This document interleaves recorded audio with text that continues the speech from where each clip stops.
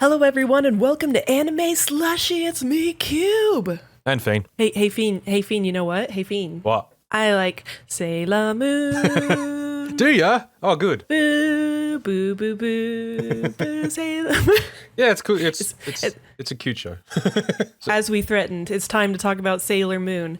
At first, we were going to talk about the first season, but then we were like, oh, but there's so much to talk about. Oops, it turns out we have to talk about every episode all the time, so we're just going to talk about episodes 1 to 13 today. Yeah. It's the Jadeite arc. We're going to do, what turned out, I guess, to be a core. Jadeite lives for 13 episodes, and then he's gone. Sailor Moon's very good about spoiling, not spoiling villain deaths in the titles. Like the last episode of this arc is called like the end of Jadeite, and then like the next guy who I can't remember. The episode is titled "He Dies." Yeah, that's such a '90s thing. Like all the Pokemon episodes would be called exactly what happens. Yeah. If you want to watch the show without spoilers, you should watch episodes 1 to 13. It's fun. Yes, and also we should say we've been watching the new dub, which is frankly excellent. I watched all of them new dub, and then I watched the subbed version, so I got it both. Did you notice all the stupid jokes that the dub put in? Like particularly when Nerd Boy has to speak, because the way they do him, he speaks very fast, so they sort of get to work more lines in. Well, I mean, they do have a lot of dumb lines in the Japanese, too. Oh, yeah, but him in particular, he gets more. Anyway, we'll get into that. Yeah. Yeah. So you want to just hop into it? Well, yeah, where do we start? Well, let's put the start. But what, like, talking about Sailor Moon in general, like, where do we start? Like, I'm assuming you watched Sailor Moon as a kid. Yeah. So we might occasionally refer to things by like the old dub name. Like it's gonna be very hard for me not to call that the Negaverse, the bad guys. Yeah, the Negaverse, Darien. I'm going to do my best to not call her Serena. Melvin. I understand why they didn't want to use the Japanese name because it does sound strange. Like Usagi is a funny name if you're not used to Japanese names, but yeah. No, that's good. Yeah, Serena was actually like a decent name choice, and then they went with Amy and Ray, which are very close. So it's not the worst choices. No, the one I never understood was even Darien was like a direct translation of Mamoru, apparently, or so in some form. Is it? Apparently, yeah. The one that I never got was the name they used for Jupiter. Lita. Lita, yeah. Why? Because what's her actual name again? Because we haven't gotten up to her yet. His name was Makoto. Makoto. So it's like, I guess they just couldn't think of anything that sounded like that. Like Minako, Sailor Venus, they just went with Mina, but Makoto, I guess they were just like, what the fuck do we do with this? I don't know. Her name's Lita. So that may happen. We did watch the Dick dub as kids. Or Dick? Or was it Dick? Dick. Dick, yeah. Yeah, and so it was very important to me as a young person. I always wanted to be a Sailor Jupiter, but I knew I was a Sailor Mercury. and we would play Sailor Moon characters and stuff, and it was a lot of fun. I think that was true. I always liked Jupiter the best, but I always related to Army more. Hell yeah. All right, so everyone, we're just going to fucking do it. It's time to start Sailor Moon. The opening is very artsy. I like it. This wasn't the opening they used in the Dick dub. They just cut together like a montage of shots with that English version of the song. Yeah. Yeah, whereas this, the actual opening is, way more sort of trippy visuals and shit. Yeah, it's like, I guess that's supposed to be what the Moon Kingdom is, but the Moon Kingdom doesn't look like that at all in the show. What's with these like Zeppelins and stuff? It's very mysterious. Even like, regular Tokyo looks pretty abstract half the time, so. Yes, the background style is so fucking good. I wish I could do that, and because it's very simple and very efficient, but it's watercolor and cool colors, so it looks great. That's the thing. It's still a very good show to look at, even though these years later. Yeah, and it's interesting rewatching it now because I can kind of pick out to some extent the different artists. Like you'll have certain episodes where it's like, ooh, this episode looks kind of janky, and then other episodes where everyone has kind of rounded faces, and it's like, oh, it's that guy. It's also depending on like how much they want to push like the sort of comedy faces and stuff. Yeah. How cartoony they want to go. Yeah, it's always fun to sort of see. Hell yeah. So, Usagi, hey, she wake up. She's a fucking disaster girl. She's a piece of shit. I love her. She's late for school all the time. All that shit, yeah. Yeah, it's very important. She has a cute mama. I like her mama. Oh, the whole family's nice. The dad is just this weird dork who I enjoy. Yeah, dorky business boy. And then she has a shitty little brother. It's not those little brother. She's got to go to school, but oh no, what's this? Some kids are bullying a cat. It's Luna. There's more. I will say about this series. There's a bit more cat bullying than I remember. Like there's this episode, then there's the one where a little brother, like, well, while under the effect of a spell, just punts Luna across the room. It's horrible. There's so much cat bullying. No. Well, this is the funny thing. In the manga, Sailor Moon, she trips over Luna. Like, she doesn't save her from bully kids. She just fucking steps on her. And that's how they meet. Well, that's a good change, I guess. Yeah, I can see why they changed it, like to have her do like a little slightly heroic thing to save Luna from the bullies. Yeah, in the early episodes, they do make a point of finding ways to show that Usagi is like a nice girl, even if she is hopeless. Like, she does nice things for people. You see that quite a bit. Yeah. And in this case, she pulls a Band-Aid off of Luna's head that reveals Luna's little moon symbol. And this also, apparently that was like, while the Band-Aid was there, that was affecting Luna's mind, so she was just like a regular cat. Yeah, or at least she couldn't quite think as well as a person while she had it on. So, okay, so first of all, if Usagi never did this, Luna's just wandering around like a regular cat for the rest of the show. Secondly, who put the Band-Aid there? Yeah, they said it was like bullying, like that the kids did it, but that just seems like someone trying to be helpful, so I don't understand. It also makes you wonder if, like, the way it's drawn, it's just a little yellow crescent moon, but does it just look like a weird bald patch to most people in universe? Yeah, it's weird. I don't know. Because, yeah, obviously it doesn't look like that at all in the way that they actually depict it. No. But if it did just look like, this cat just has mange. Yeah, no, it's probably ringworm. You gotta fucking get some antifungal on there. Come on, there's protocols for this shit. Anyways, that was weird. That cat runs off. Pretty weird. Guess that cat will never come back. We'll never meet her again. Time to go to school. Usagi's shit at school. She's a piece of shit. She got there late. She got to stand in the hallway for some reason. Blah, blah. And her teacher is one of those Christmas cake ladies, which seems to be a anime staple, to have like a teacher that's desperate for dating and is kind of, like, oh, no, I still have to find my man. Yeah. Yeah, you're right. That is a oddly stock character. I mean, I don't know if this is a tradition as well, but she does seem to be one of the characters in the early arc that just gets shit on a lot in terms of getting drawn into what the villains are doing. Yeah, it's just like, ha. Her again, yeah. You know why I bet it's a trope? Because there's a lot of times that teachers will, as soon as they get married, they retire in Japan, because of how that all works. Yeah. So I bet that it is like more of a thing over there to have like teacher ladies tend to be, single, where I need a man. Yeah, or single or dating, but not married. But anyways, it's time for Naru and Umino, the two school friends. I like the way that Naru's hair is drawn. Yeah. The way that it's just like squiggles. Yeah, Naru's good. I like Naru as a character, as a design as well. She's a nice friend. Yeah. Umino, I don't know. I go back and forth on him. He's very 90s. Yeah. Because, like, sometimes he's fine. And I remember that, like, further into the show, he gets better. Like, he's not as much of a pain in the ass. But early on, he is just kind of like the slightly pervy boy. And it's sort of annoying. Yeah, he's like a horrible boy in a way that's like, in 90s, that was just normal in anime. It's like, oh, he's horny and a stalker and stuff. Typical boy. And he's also basically the stand-in for, like, to explain why Usagi wants to date a college student, like an older, mature boy. Because, like, well, if you're looking at boys your own age, here's the boy your own age, and fucking hell, he sucks. Okay, this shit is always very confusing because, especially as I was rereading the manga that covers this arc, he's in a prep high school. He's at a private high school. Okay. I always get confused by because I know he also ends up going to college early. So he's like 17 going to college, I think, is the situation. Right, okay. So it's not as weird. I mean, it's still a big age gap and it's not okay, but it's not like quite what you would assume from like she's in middle school and he's in fucking college.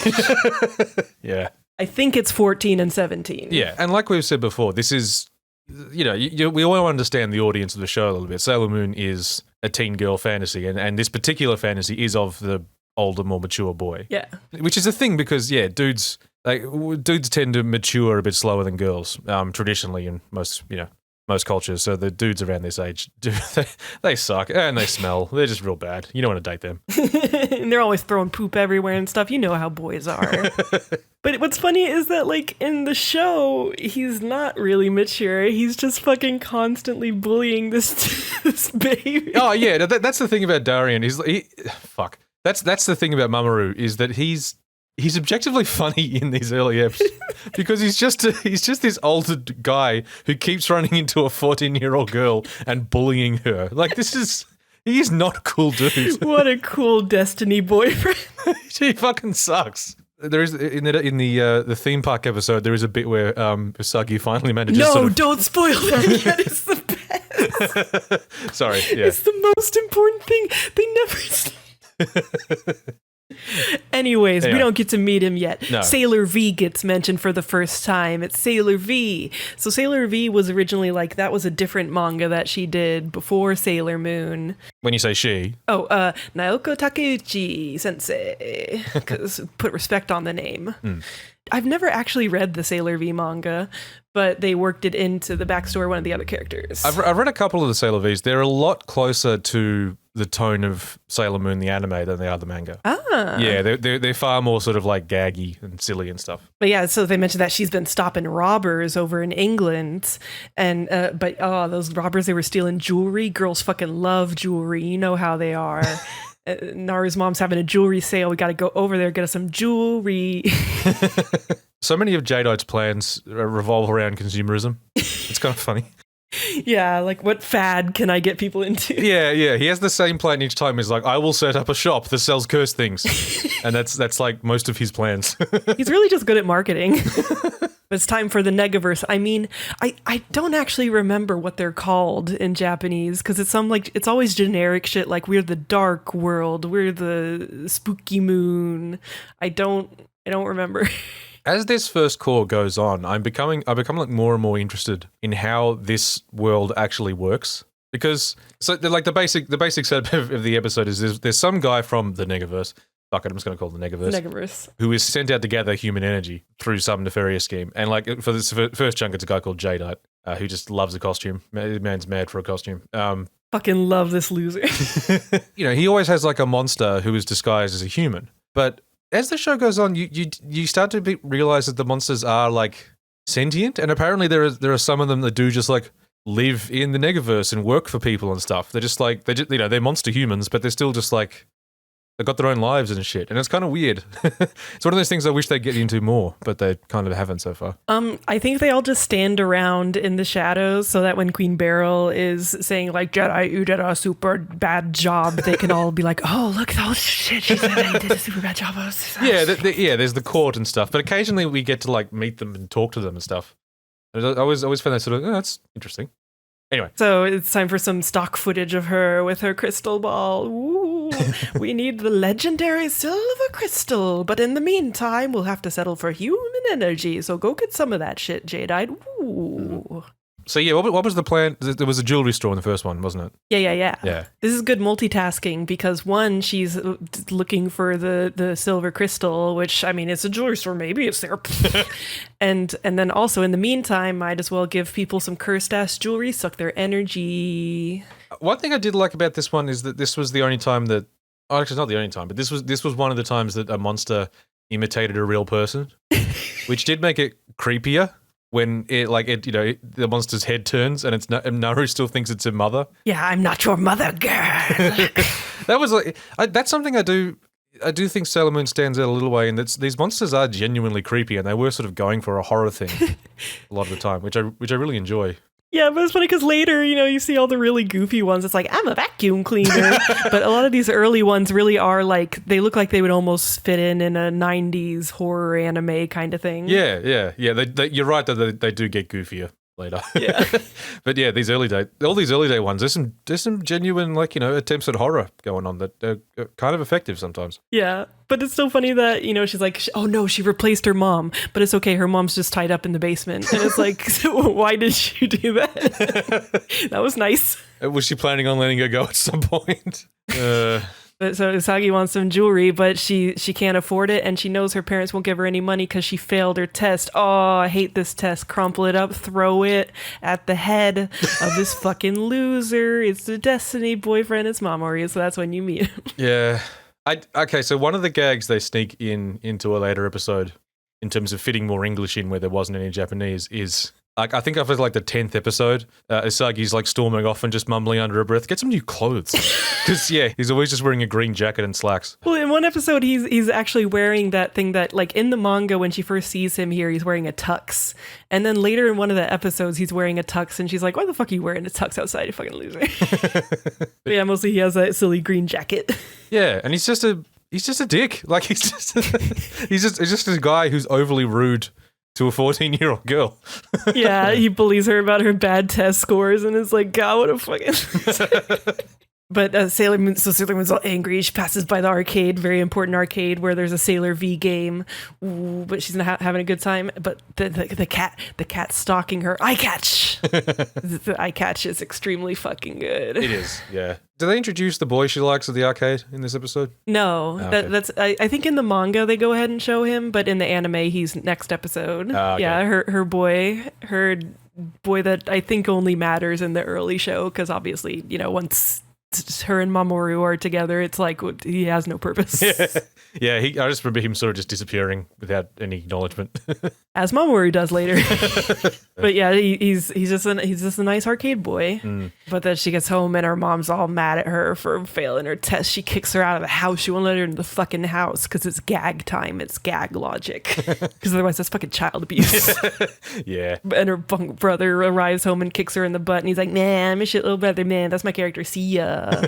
But back at the jewelry store, everyone feels weak. And Naru's there in an adorable outfit, and that's when she's like, "Mom," and she's like, "I'm not your mom." Don't know why she felt the need to do that then. Just like a lot of she doesn't want to be as poopy. Yeah, a lot of the monsters do seem to be just like really enjoy being scary, like for no good reason. In the manga, like everyone is losing their energy after they've gone home, which makes more sense because like in the anime, if you're actually thinking about time, it's like, why are all these people here shopping still? Why are the exact same people here? We have nothing better to do. Because this isn't one of the ones where like everyone's entranced by the jewelry. They're just buying the jewelry. Yeah. Usagi, she's just having a hard day. Time to take a nap. Here come Luna. I'm a talking cat. Hey. I will say, I feel like there's always like a balance you got to strike when the magical girl discovers that she is magic and there is magic, as to like how quickly they deal with that fact. And I like the balance they struck here, where like she does the transformation, it goes through the whole thing, and then she's sort of like, what the fuck, but then that's as much as they really get into it. Yeah, at first she's like, she's just like, good night, because she's like convinced that she's dreaming. Yeah. But then when like she actually is in a costume and shit, so there's a few minutes of there's a moment or two of like, all right, this is strange. But then she just sort of just rolls with it. That was a good balance. Yeah, she's emotionally overwhelmed, but not in disbelief in the same way. Yeah. I like that Luna has her fucking like stock footage flippy and then an item come out. Yeah, they use it so often. She do a backflip and then you get a toy. Yeah. It looks like it was made for an ad, and then like the real thing pops up and like then some kids are holding it and stuff. Hell yeah. Yeah, in the manga her brooch has like these little round parts on like the top, bottom, left and right, and I feel like they redesigned it for the anime because it's like, oh, that part's gonna fall off on the toy. Fuck that. It's just one round shape. Yeah, just a pocket compact kind of, isn't it? Yeah. And so Sailor Moon, you gotta say moon prism power makeup. You gotta da da da da da da da da ba ba ba da da da da. Good music. It's the best. Yeah. It's super good. It's so hype. I fucking love the transformations. They're very good. Yeah. It's also just the way it like it's got like the big trumpets and everything, and just the ooh, like it gets a bit mellow as it gets into the transformation. There's something I remembered from when I was a kid. I used to headcanon that the reason that they're in that sort of glowy, spacey form as the costume comes on and everything is because it's like because it's magic. It's like it's not just putting a costume on you. You're actually like your human form has been removed or destroyed and you're being rebuilt. Oh damn! Each time, like it's it's like something about like being turned into energy and then just sort of being rewritten and coming back in a different form. Damn. It does kind of make sense with how she can like transform it into an adult and stuff. Yeah. It just completely rewrites you. But I wasn't trans or anything. Don't know why that appealed to me. Isn't that an interesting concept? There's no particular reason I'm interested in this concept anyway. But so now that she's in her super cool Sailor Moon form, she can hear Naru calling for help through her buns, a thing that never happens later, I don't think. Yeah. It's like Superman hearing, but it's only this once. Because, like, like once she's Sailor Moon, generally, like, she's either just in the vicinity of a thing happening, or Luna's like, I'm detecting something, I'm detecting magic energy from this place, so they go and investigate. This first time, Luna doesn't seem to be on to the fact that the jewelry store is like a problem. She's just sort of like, Yeah. she just found Usagi and was like, well, fucking, come on, you're magical. Yeah. I just want to prove that you're magical. Look, you're a magical girl now. Okay, you can go back to bed. But yeah, in the manga, she sees Naru through her special goggle things that she has. Her, what do you call that? You know what I'm talking about? Like the safety goggles. Her little Sailor Moon glasses goggle things. Oh, yeah. Well, she doesn't really have them in the anime, does she? No, but during the early manga, she always has them a lot of the time. Or I guess it's like a domino mask almost, Yeah, but in a kind of. fancy magical girl way. Yeah. But yes, no, in this, she hears them. through her buns, even though those are like not ears. Like she's not a cat. I don't know. No, well, her little things blink, so I assumed like the idea was like, are they speakers? They're like Bluetooth speakers. Yeah, they're awesome. Anyway, she gotta go save Naru. She's getting choked out by her unmom, and she gotta do her big skinny koate oshiokyo. I'll punish you. I'm Sailor Moon. Yeah, that good pose. It's a very good pose. Yes, it's super important. It's like it was really smart how many things like that they came up with for the show.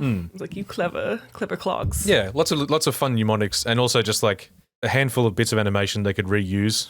But like, in order to not make it boring, they went all out on those bits of animation, which was clever. Yeah. I do like that the unmom is like, I've never heard of such a thing. It's like, Sailor Moon, who the fuck is that? Because they don't know.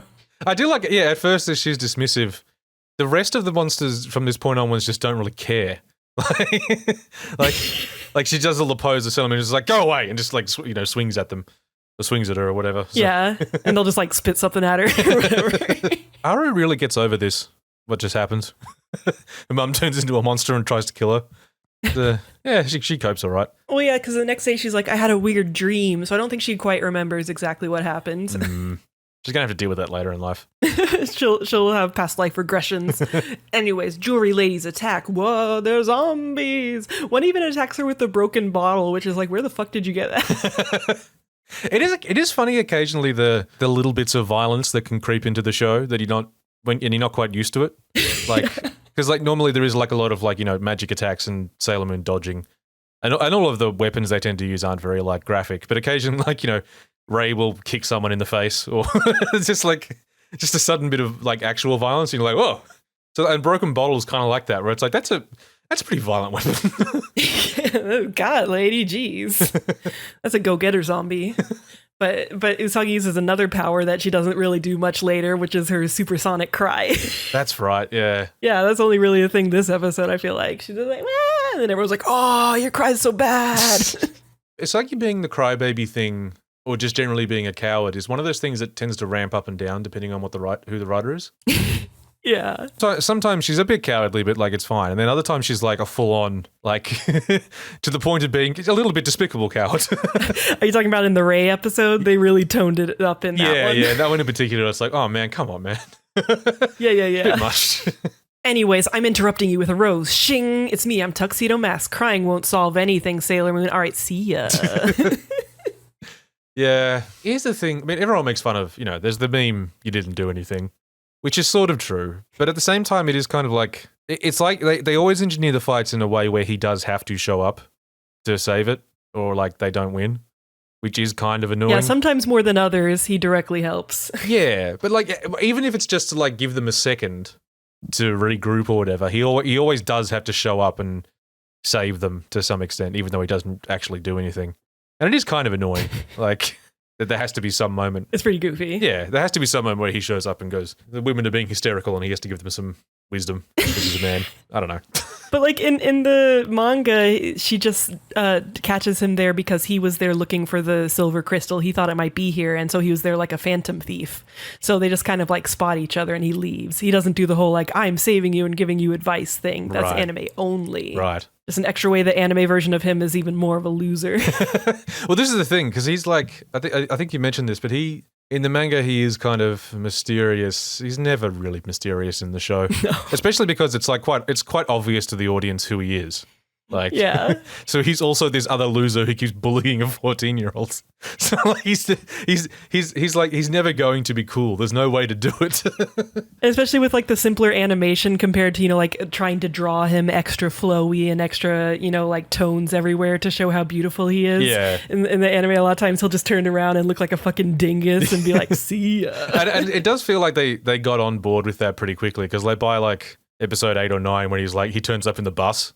And it's just like, well, okay, yeah, he's not cool. Yeah, he's a fucking goofus. Anyways, it's time for Sailor Moon's first attack, her first big attack. It's Moon Tiara action. We were talking about this. I feel like it lacks oomph is my main problem with it, because it becomes like a spinny light disc and she throw it, but I want more like, I'm throwing it, but it just kind of like float out of her hand and then hit you, and it's middling. Yeah. It doesn't seem to have much power behind it. It's not like she's huffing a discus or something. It's just sort of... Yeah. Especially because the way they animate it flying through the air, where it kind of like tumbles end over end, and it's like, that seems like very unaerodynamic. Yeah. It just doesn't have any oomph. Yeah. Anyways, but she defeats the enemy with it. It cuts her and she turns into dust. And Jadeite's like, oh, my energy that I was collecting, I lost it. And she wins. Yeah, Jadeite really seems like a lot of his problems would have been solved if he was like better at just taking the energy in bits. Well, that's the thing. Later they make it sound like he has been getting energy for her. So I don't know if that's like other schemes he's had going that worked out better, or if he is actually able to take the stuff that, before he loses his whatever. Yeah. Every time a monster's defeated, it seems like the energy is released and returns to whoever it came from. That's true. Because everyone always just seems to get up and they're fine. So like... But yeah, you're right. Towards the end of this arc, Queen Beryl does say you have collected a lot of energy. So there's definitely some people out there who, have been damaged by whatever the fuck they're doing. Or maybe he's just able to keep a little taste of it from everybody. Keep a little bit. Anyways, Usagi's back at school. Everyone's talking about this mysterious Sailor Moon thing that happened. And she's like, I'm sleepy. Wah. Ending song. Which is very romantic, blah, blah, blah. I don't really care. Yeah. Ending songs, whatever. But here, so I took notes on manga differences. I need to see if there's anything important that I didn't cover.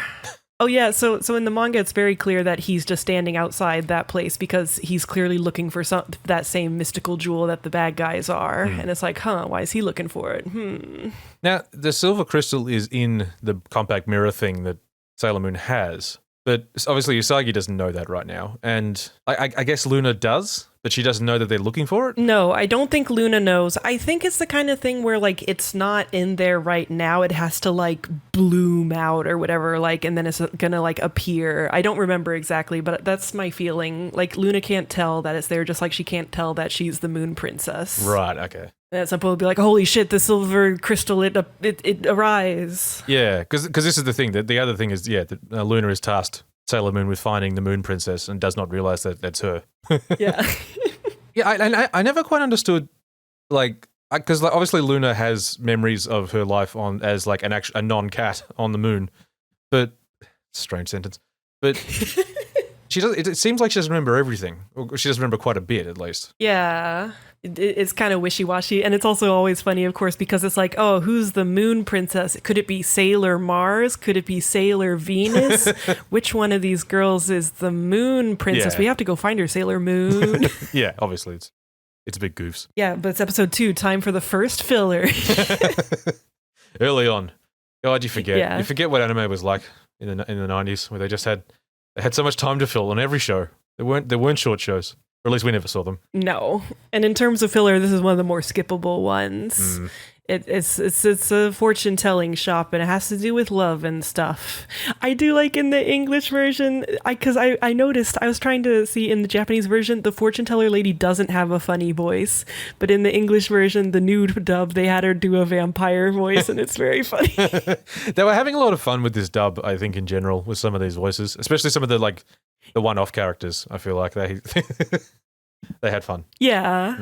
It's a good mix of, we're being more faithful, but I mean, it is still a silly show, so we don't have to be like too serious about it. No, yeah. The only standout bit for the part of this episode for me is like that there's the old man fortune teller down an alley, which is a bit creepy, and there's like all the girls lining up for him to do whatever he does with the sticks.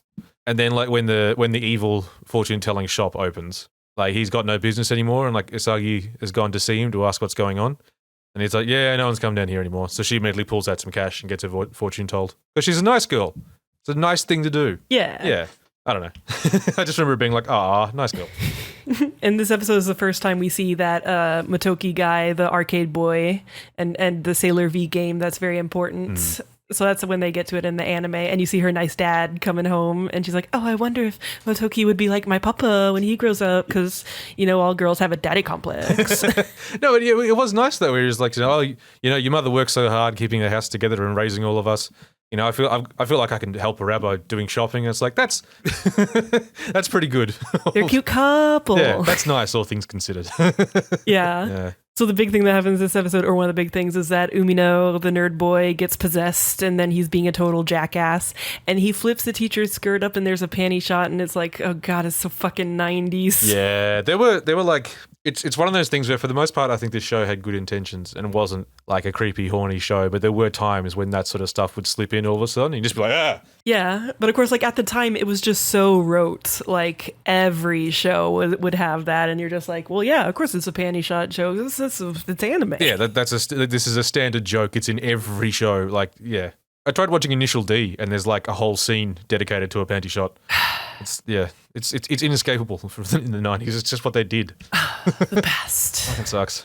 Anyway, there's a really good scene I like where Usagi suspects the fortune telling house. She's like everyone who's acting weird went there. Maybe that's the cause of the problems. And Luna compliments her like, "Oh, that's a good job, Usagi. You figured it out." And Usagi's like, "Yay, thank you. Reward, please." Like, give me another toy because I did such a good job. Yeah. Yeah, it's cute. This isn't the episode where she gets the pen, is it? No, okay. That's next episode, which is excellent. Yeah, you want to just go ahead and talk about the next episode? Because again, there's not a lot to talk about. There's not much in episode 2. You can skip it. Yeah, you can skip episode 2, but episode 3 is technically filler, but you gotta watch it. I love this episode. It's so dumb. It's so stupid. I love it. So this episode is the last episode before Jadeite decided he was just really into costumes. Because this is an episode where so Jadeite's plan is to hijack a radio station at night in a way that no one at the station realizes he's there, and read out love letters. And if you get your love letter read out, he will send you a brooch. So it's still jewelry based. I think he had some leftover jewelry from the last thing. He'll send you a brooch, and that brooch will sap your energy, and you fall asleep and don't wake up. It saps your love energy. His plans are so overly complex. Yeah, he could have just handed out these brooches on the street, but instead he made up this super convoluted excuse to be a radio boy. He's having fun. It's so good, and I love it. All of the Negaverse people, like, I feel like this is a common thread. They get to Earth, and the thing that is their downfall is they just start having too much fun. Like, they just, in one way or another, they get sucked into Earth life, like, positively or negatively, and it ruins them. And that's very much a thing, like, everyone in the Sailor Moon show, as opposed to the manga, is a fucking loser. Yes. Like, as soon as you know them, they're a loser now. Yeah. No, it's fun. 100%. And it becomes they're endearing losers, is the thing. And they're losers in different ways, too. But, like, once we get to the main three, we can talk about their dynamic there, but yeah. So they find out about this whole thing slowly, because the teacher calls into the midnight channel, and then she gets the brooch, and she's so tired, and she falls asleep, and they're fucking wheeling her out, and she's, it's like, no one can wake her up. Oh god, it's really serious. And Usagi's like, man, I wish I could sleep forever and be in cool dreams. I'm jealous. It's like, Usagi, you little shit. You bad person. Yeah, but at the same time, I can relate to that feeling. I was going to say yes, but also mood. What if I just slept all day? Yeah, I could, yeah. Teenagers do need to sleep a lot. Yeah, God. But yeah, also, inappropriate timing, Usagi. This lady might have slipped into a coma that she'll never awaken from. So this is the other thing I don't get, though, is like, it only happens when you're in contact with the brooch. Does that mean that when they go to the hospital, they just don't take the brooch off them? I don't. They put them in their bed and like, oh, that seems nice. I guess by the time you're in perma sleep, then you can take it off and you still don't wake up. I suppose. I hope so. Whatever. That doesn't matter. Usagi's like, man, this cool station, I want to go see this guy. I'm just going to fucking go over to the station so I can see Jadeite, which is a great fucking name. He's Jadeite, and so his name is Jadeite, which, and like Daito is just like a Japanese name. It's beautiful. It's perfect. I'm so proud of him. He just doesn't. He just refuses to disguise, and then all of a sudden he just goes all in on disguises. Like it's Yeah. it's so weird. Well, because this time it didn't work out so well, so he's like, you know what I was missing? Cool disguise. But she gets turned away because they insist there is no midnight station here. That's not a thing. That radio show has been dead for 30 years. Oh, it's Candle Cove. Yes. But then Nari gets her thing read on the radio, and then she become a sleepy girl. And, is this the trouble? Guess you're going to need a new toy. Usagi does briefly fall asleep because she gets too close to it. She does touch it. Oh, yeah, and she has a Tuxedo Max dream. That's right, yeah. Fucking dork. Just waste a bit of time with the stupid dream. Yeah. This is also the start of, like, Luna having to deal with Usagi just refusing to focus. Like, because especially in these early eps, it's like Usagi just doesn't want to do or investigate the thing that obviously needs investigating. She'd just rather do something else. And Luna really has no way of forcing her. That's one of my only parts that I really like of the weight loss episode is like Usagi is so not wanting to listen or do what Luna wants that they just like fight each other. That's right, yeah. So yeah, new toy. And this is a cool toy. I like this. Yeah. I like this toy a lot. It's a transforming pen. You gotta say moon power and then you can transform. And by transform, we mean you can become a cool lady. It turns Usagi into an older version of herself. Yeah, one thing that Takeuchi said was, one thing they always insisted on with the pen was particularly like going for shorter hairstyles on Usagi. Because this was the thing that girls with really, really long hair like hers would often fantasize about but be afraid to do, which is to cut the long hair so you could try different like short hairstyles. That was sort of part of the fantasy of the pen. Like the idea of like, yeah, you can fuck around with your hair without having to like cut the long hair, which I always thought was like a nice thoughtful touch. It's so funny because it's like, I was always really into Sailor Moon, but in some ways, like, Naoko Takeuchi's perspective is so much more traditional girl than anything like that my childhood experience was. Like she talks about it like, she has all these like ideas about fashion and hair and stuff, and I'm like, I don't know anything about that shit.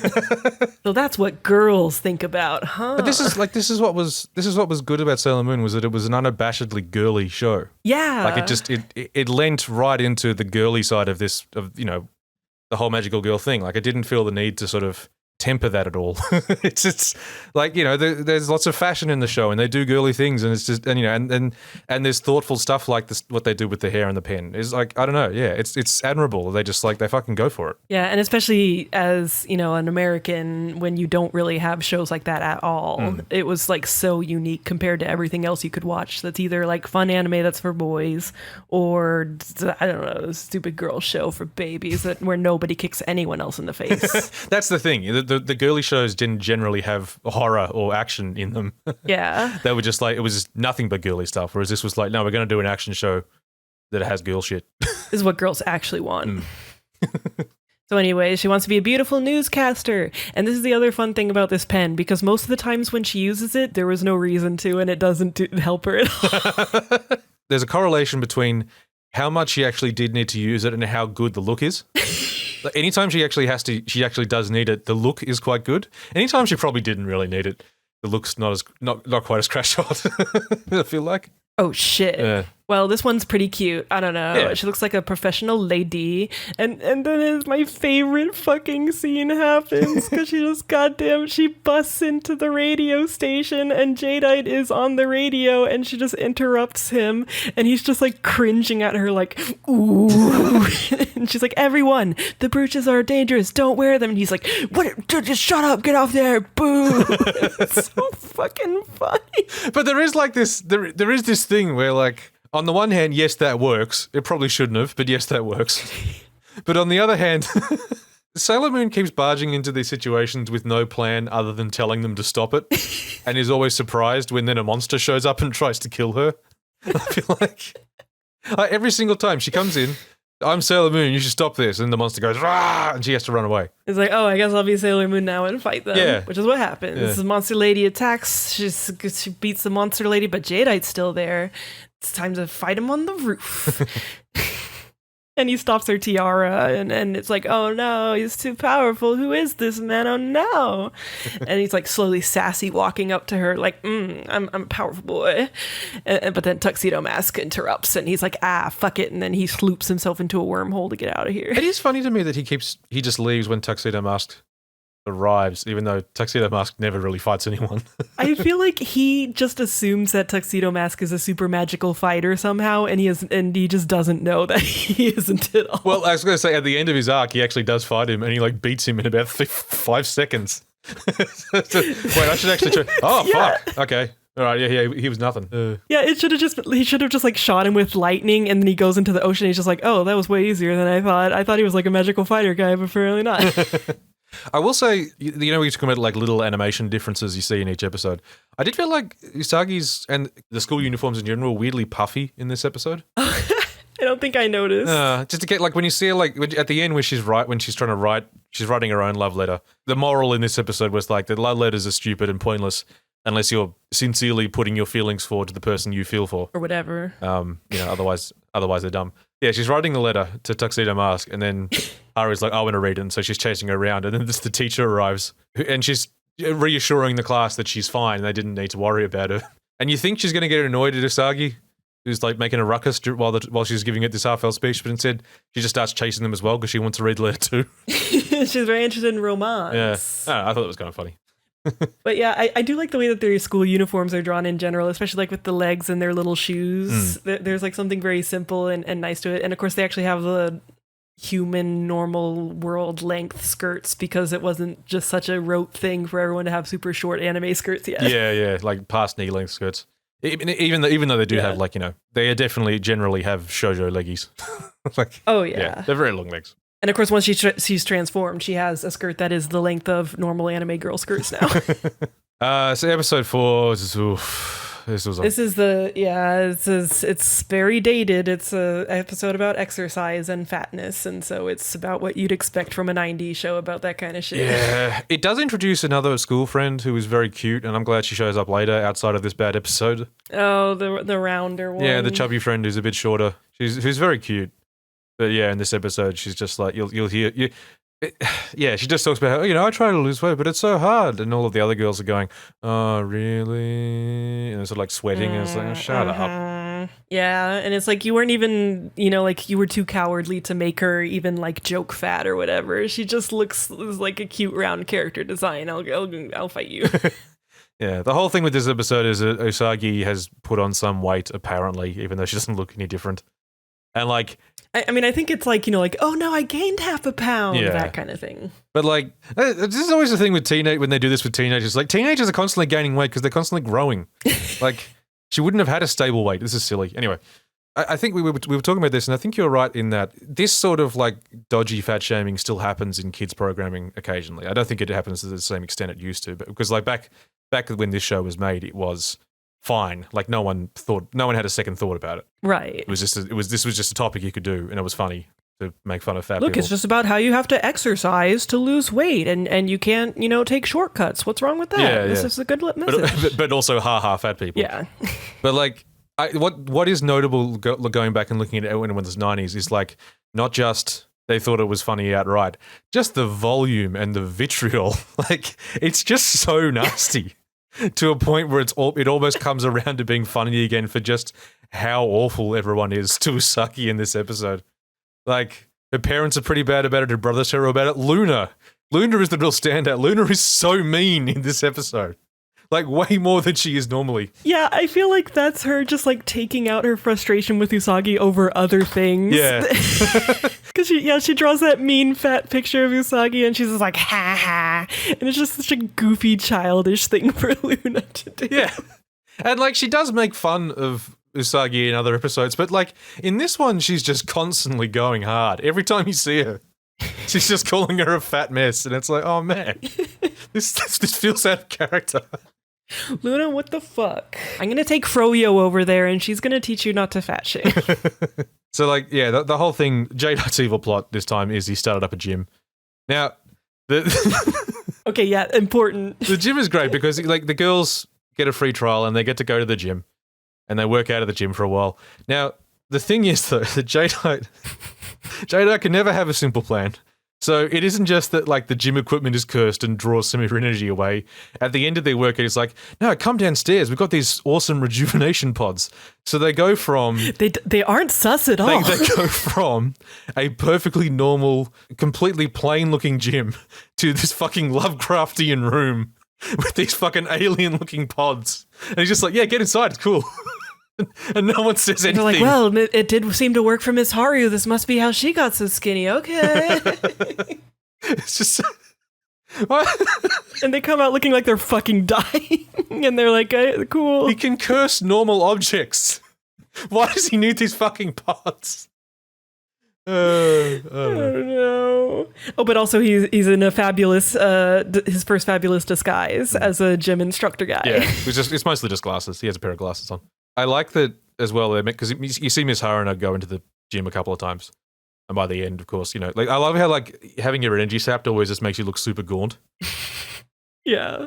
Jadeite mentions in this episode that like this process of having your energy sapped will shorten your life. And considering the number of times Miss Haruna has been wrapped up in these things, damn. Miss Haruna's not living past their 30s. In Super S, she's fucking gonna die. She's had so much of her life sapped by episode 4. Look, maybe you get those years back as the energy returns or whatever. It's fine. I can hope so. Oh, but other important thing about outfits this episode, they do have a lot of those ridiculous retro exercise outfits where I still don't understand how that was ever a thing where women wore like the bathing suit looking things with the like tights and all that. Yeah. And it's like, why was this a thing? Yeah. But poor Usagi, she's starving herself because stupid, and she's saved by Motoki, the arcade boy, who it turns out it's cool because he's a chubby chaser. So just go ahead and eat food, Usagi, because he likes a curvy girl. Yeah, so that's the thing. Even when they're like the only character who says no, maybe you shouldn't like literally starve yourself to be thinner, is only saying because like I find that hot when girls are curvier. But it's still about what dudes like. It's a fucking show, fucking 90s. But it's okay because. Now we get to see where this is the one where Mamoru's in a tux and Usagi throws her bun at him, like a bun that she's eating, and he steals it and he eats it, and he's such a fucking dick. You just ate this child's meat bun. Yeah, like Mamoru sees a 14-year-old girl walking down the street enjoying some pork buns and just decides, yep, gonna lay into this girl, call her fat, and then when she throws a bun at me, I'm gonna keep it. Bye. Hum nom nom nom. What? Just like you said, awesome future boyfriend. Destiny boy. Why did his personality change when they started dating? Why wasn't he just this way the whole time? Anyways, episode 5. Well, no, hang on. We should just talk about the conclusion. Like you said, this was an episode where Usagi is completely and utterly ignoring Luna saying there's something going on. Like, just refuses to engage with the main plot. So the only reason she is at the gym at the end when Miss Haruna is almost killed is because she was working out. And like Luna has to attack her to get her to pay attention. Which is pretty funny. And they're doing that thing where the camera's like circling around them as she's like, I'm gonna beat you up, Luna. And Luna's like, I'm gonna fucking kill you, Usagi. To get you just do this fucking side quest. And then she beats Mum. Yeah, in episode 5... Pets! Yeah, this one's about cursed pets. Now, hey, I feel like these pets really struck a nice balance between creepy but also cute at the same time. Yeah, like they look cute, creepy to us, obviously, but you can see how they're theoretically supposed to be cute in universe. Yeah, it's weird. Initially, there's a conflict because Shingo, Usagi's little brother, is afraid of cats, and Luna just happened to wander into his room accidentally, so he kicks up a fuss because he's afraid of cats. The parents say that the two of them have to figure out whether or not they're going to keep Luna. Yeah, I love because it's just like, oh, there's that cat that's sometimes in our house. Hey, should we adopt her? Because it's just like, oh, she's my friend. She's my cat friend. Yeah. I just never really deal with it. But then Shingo ends up going to this pet store with a girl he likes from school, who was cute. She was a cute kid. Yeah, that's cute. Yeah. And they end up being entranced by these creepy animals. Yeah, they're called Chanelas, and they're completely not sus. They don't have to eat. They don't poop. And it's a normal pet. Yeah. There's a fucking scene in this that is not okay. There's a bit after the two kids buy Chanelas, and then there's a stray dog, and the dog's like yapping and following them along happily, and they ignore the dog, and it whines and goes away, and that is never resolved. We never come back to the sad dog. It's like a starving puppy. Yeah, and we never find out what happens to that dog. It wasn't okay. And then he gets so many kicks Luna. Yeah. So yeah, that's what, because of the mind control of these Chanelas, Shingo goes into Usagi's room and it's like, "This is my pet, and I don't want your sticky cat." And then Luna's like, Usagi's been trying to convince Luna to try and like, do what she can to be liked by Shingo. So she just walks up, sort of nyang, and Shingo just punts Luna across the room in one of those bits of violence I wasn't expecting. And Usagi just burst into tears because that was incredibly mean. Yeah. And then he just puts his Chanela on his desk and is just like staring at it. He's like, "This is all I need ever." And at school, like all the girls have brought theirs and they're just like, "Oh, I can't stand it anymore." And they take all their Chanelas and they're just like, "I just need my Chanela. I just need my Chanela." I just love how there's nothing ever particularly well hidden about any of these schemes. Like anytime they're one of those ones where people are under the effect of something, there's clearly something shitty going on, and everyone's just sort of like, I don't know. You'd think, like, by a certain point in this town, it should be like any time a new store opens up, you should never fucking go there. Like, everyone should just be like, "Yeah, we know what your deal is. We don't fucking trust you." But Usagi goes to investigate. What I like is that there's one point where Usagi tries to pull the Chanela away from Shingo, and she ends up just like slapping him across the face. Oh, yeah. Then it just sort of cuts to all of the kids who had Chanelas at the pet store being ordered around like an army. Yeah, wait, you're skipping something, though. Because there's a crucial part where Usagi goes to the store just as a normal person, and she gets hypnotized by the Chanela. That's right, yeah. And then Luna fucking jumps on her and grabs the Chanela and takes it behind a fence and then comes back without the Chanela. She broke that thing's neck. She ate that thing.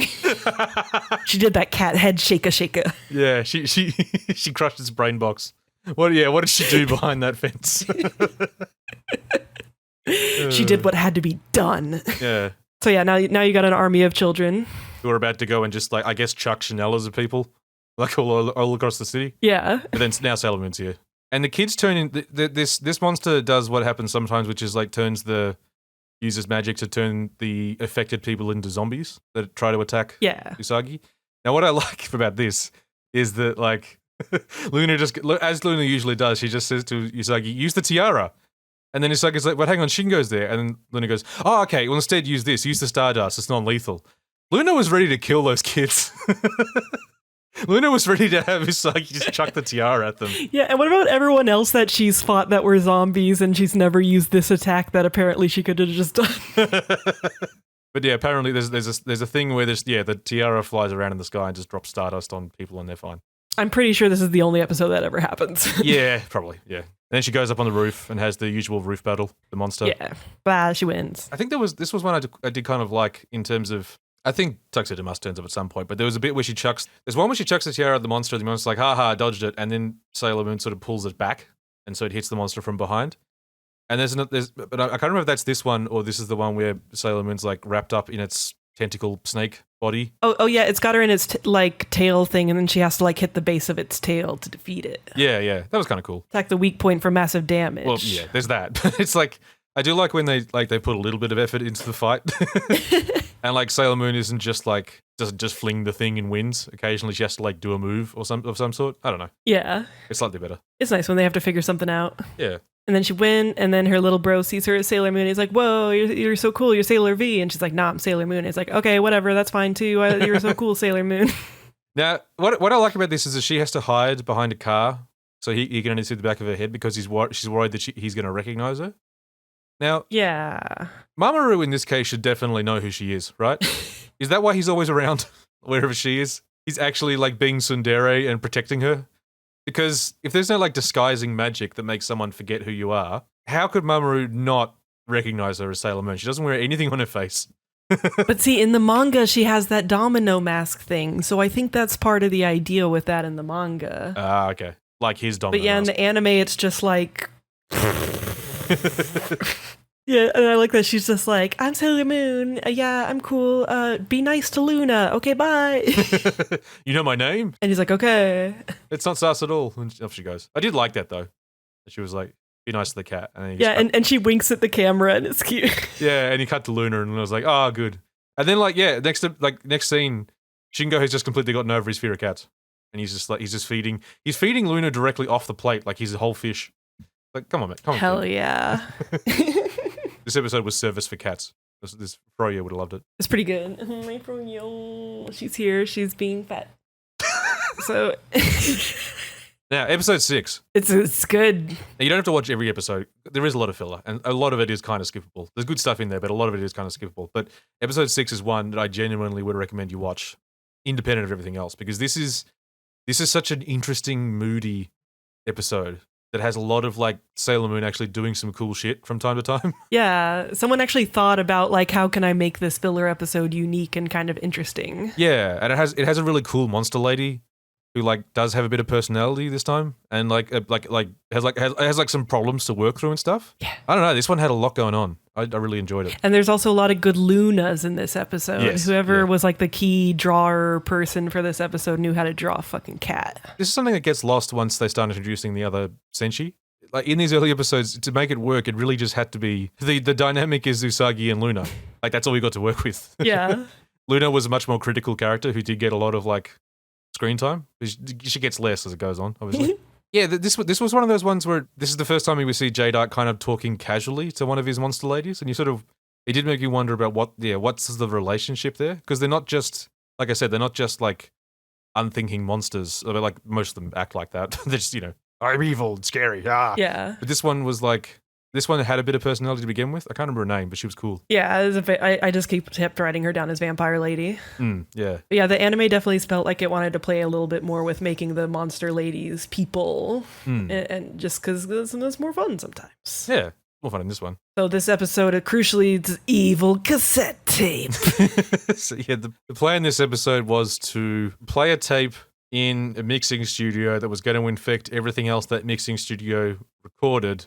So people would slowly be taken over by. They kept saying subliminal electromagnetic waves or something. There was some line they just repeated like 10 times. But yeah, anyways, there's an evil tape. She needs the evil tape to do the evil thing. But it doesn't quite work, because just as she's about to press play on the tape, someone comes into the room and takes the tape, mistakenly thinking it's a master recording of something else on a cassette tape. There's like the monster lady's hiding, and like she puts her hand up and her fingernails just grow real long, like she's about to kill this lady, which is a fucking cool bit of animation. Yeah, that was very like, that reminded me of like some of those older 90s horror action anime. Like that person's done some work on something else. Yeah. Even the way this monster lady enters the room is always cool, where she's just like, there's bats. Now she's here. It's really extra. It's great. Yeah. But yeah, she's about to kill this person, but now there's another person here, so she missed her chance. This episode also has like its own protagonist that isn't Usagi, which is a sad jazz man. Yeah. Who's in love with his audio engineer, but she doesn't realize. He's just kind of pining after her. Yeah. It's romance. I fucking love this guy's voice in the dub, because like there's a bunch of jazz people in this episode, and they've all got that sort of cool cat jazz voice. Hey. They all kind of sound like Spike in Cowboy Bebop. They've got that sort of accent. It's fun. Yeah, but so he's a very famous jazz musician that she was listening to with Naru over the radio or on a cassette or whatever. And then, what do you know? He runs into her in the rain. Usagi has a really cute outfit this episode too. It's adorable. It's a really cute outfit. It was something cute about, like, you said about how everyone on the show is a loser. We find out that Naru is a jazz loser. She's like a middle school girl who's into jazz. It's like, wow, you're a loser. I think she's into whatever the episode needs her to be into. Well, yeah, but still, the idea of like middle school kids listening to like this music was always kind of funny to me. Yeah, she's classy. She's an Ojo-sama. But yeah, so he runs into her and she's like, "Oh, you ruined my new outfit," and so he does something that's only okay in a anime for kids, which is he gives her his phone number and is like, "Call me and I'll pay you back for your outfit cleaning or whatever." and it's not as suspicious as okay. There is this bit where she gets up really angrily to yell at him, but he cowers and curls into a ball. But the shots of her being really angry are really well animated. There's a ton of really good animation in this episode. Yeah. They're walking in the rain, and he's explaining to her that like he thinks he's going mad, but he swears that earlier tonight he was attacked by a monster. And we have this scene in an alleyway where like he's walking home with this umbrella that he borrowed off the producer girl. Then he looks over and there's a lady standing there just with a couple of bats. Then it cuts back to him, and it cuts back to her, and there's even more bats. And it cuts back to him, and he's got like a face, and it cuts back to her, and there's even more bats. So many fucking bats. And then he cuts to like her shadow, and it coalesces into a big monster, and he goes, "Oh!" He runs away, and it's just. At this point, I had my notes. Okay, this is great. This is a good episode. I like that you're so chuffed by this bat lady. She's just so fucking extra. Because the other thing is, she does this stupid big thing with the bats thing, and then he just gets away. Yeah. Clearly, this took too much out of her. He just run. So yeah, he gives Usagi his card and mentions that he's on his way to do a gig, a jazz gig of some sort. Yeah. And Luna's like, we better follow him because that sounds like a fucking Yoma. We get this scene where the monster lady's being told off by Jadeite via a pile of TVs in a junkyard, which again is just, it's so fucking extra. It's pretty great. Like it's just Jadeite's face on a bunch of old TVs. And she's apologizing and he's saying, I'm going to kill you if you don't get this tape back. I like this episode, the scheme never gets off the ground. They never actually do what they were initially planning to do, which again is one of those things, it stands out a little bit from some of the other eps. Yeah. So she's got to follow him to the jazz club because what if there's Yoma after him? I got to have a super cool disguise. Turn me into a hot musician. And, well, it's definitely a look. 90s. It doesn't feel very jazz, this look. Like, no, yeah, it's also like she didn't ask to be a jazz patron or whatever. She asked to be a musician person, but it's like, like you're not going to be playing music. But yeah, so she looks like a super extra 90s person with like green dyed hair that's all big and little tank top, and it's ridiculous. Yeah. Good look, but it's ridiculous. She takes her cat into the jazz club. No, but it's okay because Luna disguises herself as an accessory, so she just drapes herself over Usagi's shoulder and like plays dead, and it's cute as fuck. The musician goes down to the car park, but then the monster's there and is about to kill him. And then Usagi gets down there just as like herself. As in, like, you know, not disguised anymore, just Usagi in her cute outfit. And the monster escapes, like leaves. She's so afraid. No, wait, I think she thought she got the tape and she was going to kill him, but then Usagi was there, so she's like, fuck it, I'm out. Yeah, so she leaves the tape, flies away. Yeah. Now, what happens next is we cut to a car chasing the jazz man is like this, you know, I need this tape. It's my declaration of love to the lady. She needs to hear it. I need this tape. And so he goes flying off after this monster lady in his car.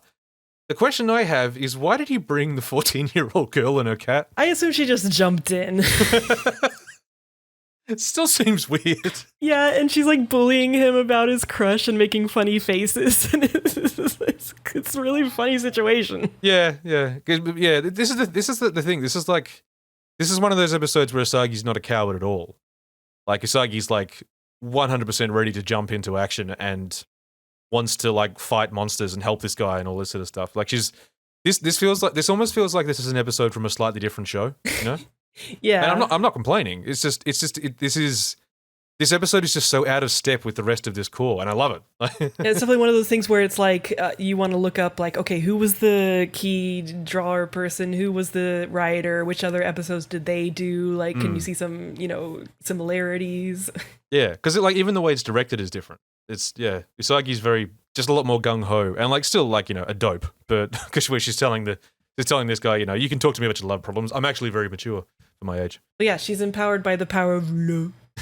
And Luna's giving her faces. But yeah, so they get to the studio, but oh no, that lady's there, the lady that he's in love with, and she gets taken hostage by the monster lady. Oh no! Well, that teamwork in this fight? Yeah. Between Luna and the guy and Usagi sort of like distracting her and getting the tape off her and stuff. There's just a lot of there's a lot of kind of fun teamwork in the fight. Really enjoyed it.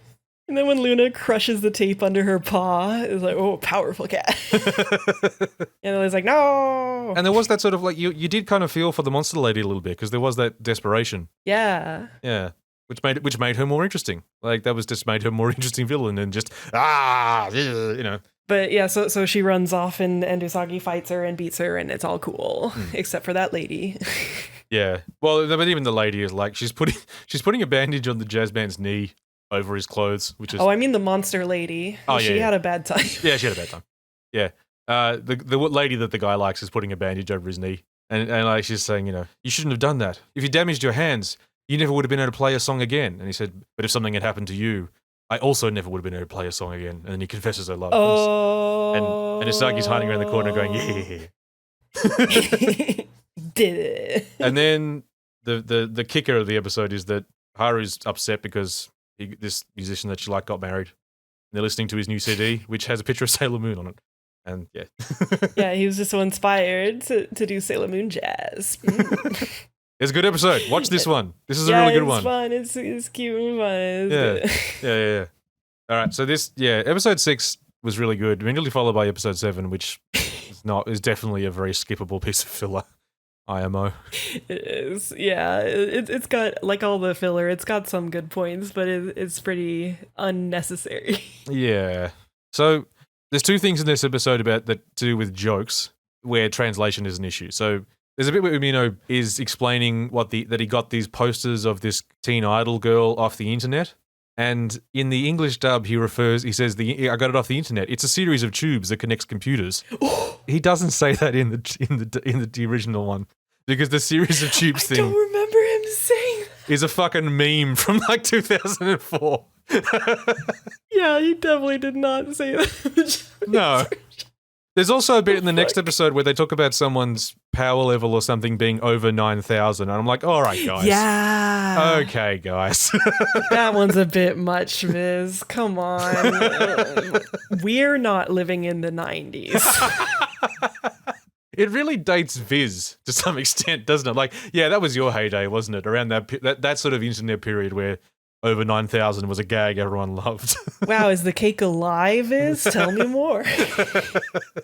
The basis of this episode is that there's a teen idol, and Jadeite's gonna replace her with a monster that looks like her and get everyone to try out in a talent show, and this will sap their energy. The scene where the monster attacks her in the bath and then takes her form is pretty fucking creepy. Yeah, that bit's pretty creepy. It's creepy. The monster sprays her with what looks like webbing, and it just kind of wraps her up, and then now the monster looks like her. It's very creepy. And she got attacked fucking in the shower. This is scary. But everything else that happens, like, there's a bit where Haru and Usagi are planning out how they're going to become stars. Haru says something about, we have to become stars and rise to the top. And then Usagi goes, okay, and turns around to the closet and pulls out a tennis racket. Yeah, I was trying to understand that, but I'm not fluent enough. Like, whatever the pun is there, I like kept listening. I was like, I don't fucking get it. It's one of those things where it's like, you probably could have just cut that out for the English version. Because like, if there's no way you're translating this pun, it's just a weird non sequitur as far as we can tell. Yeah, it's weird that they didn't try to translate it at all. Yeah. Or, like, make a different pun or something. Yeah. They just left it as is. But maybe they looked at this episode and went, you know what, who cares? Because the other thing about this episode is the animation is real cheap in places. Oh, yeah. There's a bit where Shingo tells the 2 girls to shut up, and the door animation and open and closing episode is 2 frames. Open, shut. This is such a fillery episode. Yeah, it's funny how, like, sometimes they use very minimal animation very effectively, and sometimes it'll be like one of those things where a character is walking and they're just clearly like bobbing up and down in a really obvious way. Yeah. It's definitely a mixed bag. Yeah. There is one good bit, where Usagi is just sad in the street because she had a fight with Haru, and then Luna has for once gotten through to her with stop fucking around with this stupid nonsense. You're not going to be a star. I'm not going to help you out by doing cat tricks. And she leaves, and Usagi's just crying. And then Mamoru turns up, sees a crying 14-year-old girl, and decides it's time to bully her again. And she's just like, can you just fucking leave me alone? And it's like, this is so fair. And he's like, a yike. You're a creep. Go away. Yeah, and this is one of the times when Tuxedo Mask, when he saves her from the monster, it's actually like okay, he did do something effective there, because Sailor Moon was getting all frozen webbied, and then he breaks her out of it with his rose. So that's one of the times where it's like, you can't say he was useless that time. No, he actually did save her. I mean, again, it's like every fight is just sort of, there's just a moment where they're losing, and then Tuxedo Mask comes in and does the thing, and now she gets another shot. Yeah. But this one really was like, no, she's about to die. She's being like wrapped up in crystal and can't breathe, and yeah. Again, this monster was kind of creepy. It was a shame they weren't in a better episode. Yeah. This episode also has Umino. Haru's plan to be an idol is to get Umino to dress in women's clothing to make her look prettier, and so I think she refers to it as a Beauty and the Beast plan. I don't know why, but once he puts on the clothing, he adopts like a Fran Drescher accent. Oh yeah, I liked that in the dub. I thought that was cute. Like I like that they didn't go for like I'm a girl. It was like hey girl. Yeah, I just don't get it. Why that accent? So odd. Because it's more fun. It's good. I suppose, yeah, it is more fun. As much as it is like, it's just, oh look, boy in girls' clothes, funny. Yeah. But at the same time, yeah, the accent does kind of lend it something like, okay, at least we're just being ridiculous. Yeah, and then the fact that like later he's just like still doing it for fun, and it's just like it makes it feel less shitty and more like okay, he's having a good time. And then Naru, you're the one with the problem. I do like as well that like But still stupid. whatever was going on with the talent show had like it took like at least 2 or 3 days. But then in the end of the episode, you just see the teen idol girl just pop up out of the bath, like she's just been there for like 3 days. And no one noticed? God, yeah, what the fuck? Yeah, and also at the end, I like how they're just like so out of it and brainwashed that they're all just doing their acts at the same time in front of no one because they're hallucinating a crowd and they're just being stupid and ridiculous. Yeah, again with the whole thing of this plan being like overly elaborate. Why did Jadeite go and book a theater? Like, it doesn't have an audience in it. He didn't need a theater. Why not? Look, when they try to, when they're like, hey, you didn't pay up for the theater, we're going to need that money back. They're not going to be able to find that guy. All right, episode 8. Episode 8. Okay, so we had 7 episodes of only Sailor Moon. Ami. Yes, Ami. But we might accidentally call her Amy, because what do you want from us? This is the end of the arc where it's just Sailor Moon on her own. The Senshi is starting to appear. And yeah, Ami, who's very good. This episode opens with them just making fucking God. School sure sucks, huh? Oh yeah. Fucking Jadeite and Queen Beryl talking about school. Yeah, Jadeite and Queen Beryl basically staring at the camera, going, "Hey kids, homework sucks, right? Yeah." It's like they study for high school. They go to special cram schools even. They graduate from college. Queen Beryl's like, and then what do they do? And Jenna's like, who knows? And they're going on as well about how it's all about fulfilling their parents' expectations for them rather than their own wishes. It's just like, wow. Damn, you know me, Queen Beryl. Sailor Moon just calling out Japanese parents across the country. Parents just don't understand. We're introduced to Ami by the fact that she is not only the highest graded student at the school, she's the highest graded middle school student in the country. She has an IQ of 300. Phoenix. Yeah, and her test scores, according to Miko, is over 9,000. Oh, that's what. Oh, God. Yeah, that's dumb. Come on, Viz. Viz. Oh, but before we see Ami, there's that scene where Luna goes to the arcade machine and logs in. Oh, yeah, and says that she senses a weird energy from Ami. And in the manga, this arcade machine is very important, much more so than the anime. And they have like a whole fucking base under the arcade at some point. IIRC. She's talking to Artemis. We don't know this yet, but that's who she's talking to, right? Yes. Yeah, it turns out she's just using this device to talk to the other cats. I fucking love their passphrase as well. Like, what's the passcode? It goes, the rabbit on the moon is pounding rice cakes. And the other person says, the moon's rice cakes are sticky. And she says back, and they puff up when you toast them as well. I don't know what it is. I just really like that silly. It's silly. Okay. It was interesting. In the manga, she is just like, I think this might be one of our allies. This might be Sailor Mercury. But in the anime, she thinks she's a monster. Which I guess in a way like plays it for a twist a little bit better. Yeah, it does. And it's sort of, there's something nice about Luna goofing, I guess. Occasionally Luna can fuck things up too. Yeah. I don't know. They have the whole scene at the school, and then we see Ami, and she's very mysterious, super genius student. Staring wistfully out the window. Yes, because she has no friends because she's too genius. And they were all talking about it, and then she looks over at them, and they all get nervous and pretend they weren't talking about her, but obviously they were. Yeah, why does she look so angry just because we were talking about how she's dumb and stuck up and we don't like her? She must be some kind of weird antisocial girl. I was going to say, yeah, this is where the cute round girl pops up again. I mean, unfortunately, she's being a bitch because she's like, oh yeah, that's right. I kind of don't like her because she thinks she's all that because she's so smart. And it's like, oh, come on, girl. I hate girls like that. Projecting. Usagi's walking home and she just happens to see Ami like walking down another path. And then Luna attacks her. She's jumping on her head. He jumps on her head and then he's just like hanging out on her shoulder. And this is how Ami and Usagi meet. Yeah, because Ami's just like, oh, a cat. Pet. Wow. I do like that, yeah, Luna's like sniffing her and trying to figure out sense what the magical energy is. And then like Ami just is like scratching her chin and she's like, No, wait, don't get distracted. Yeah. Stacy was Luna. And she's like, wow, because she came from the sky, I thought she was an angel. And Usagi's like, that's fucking cute.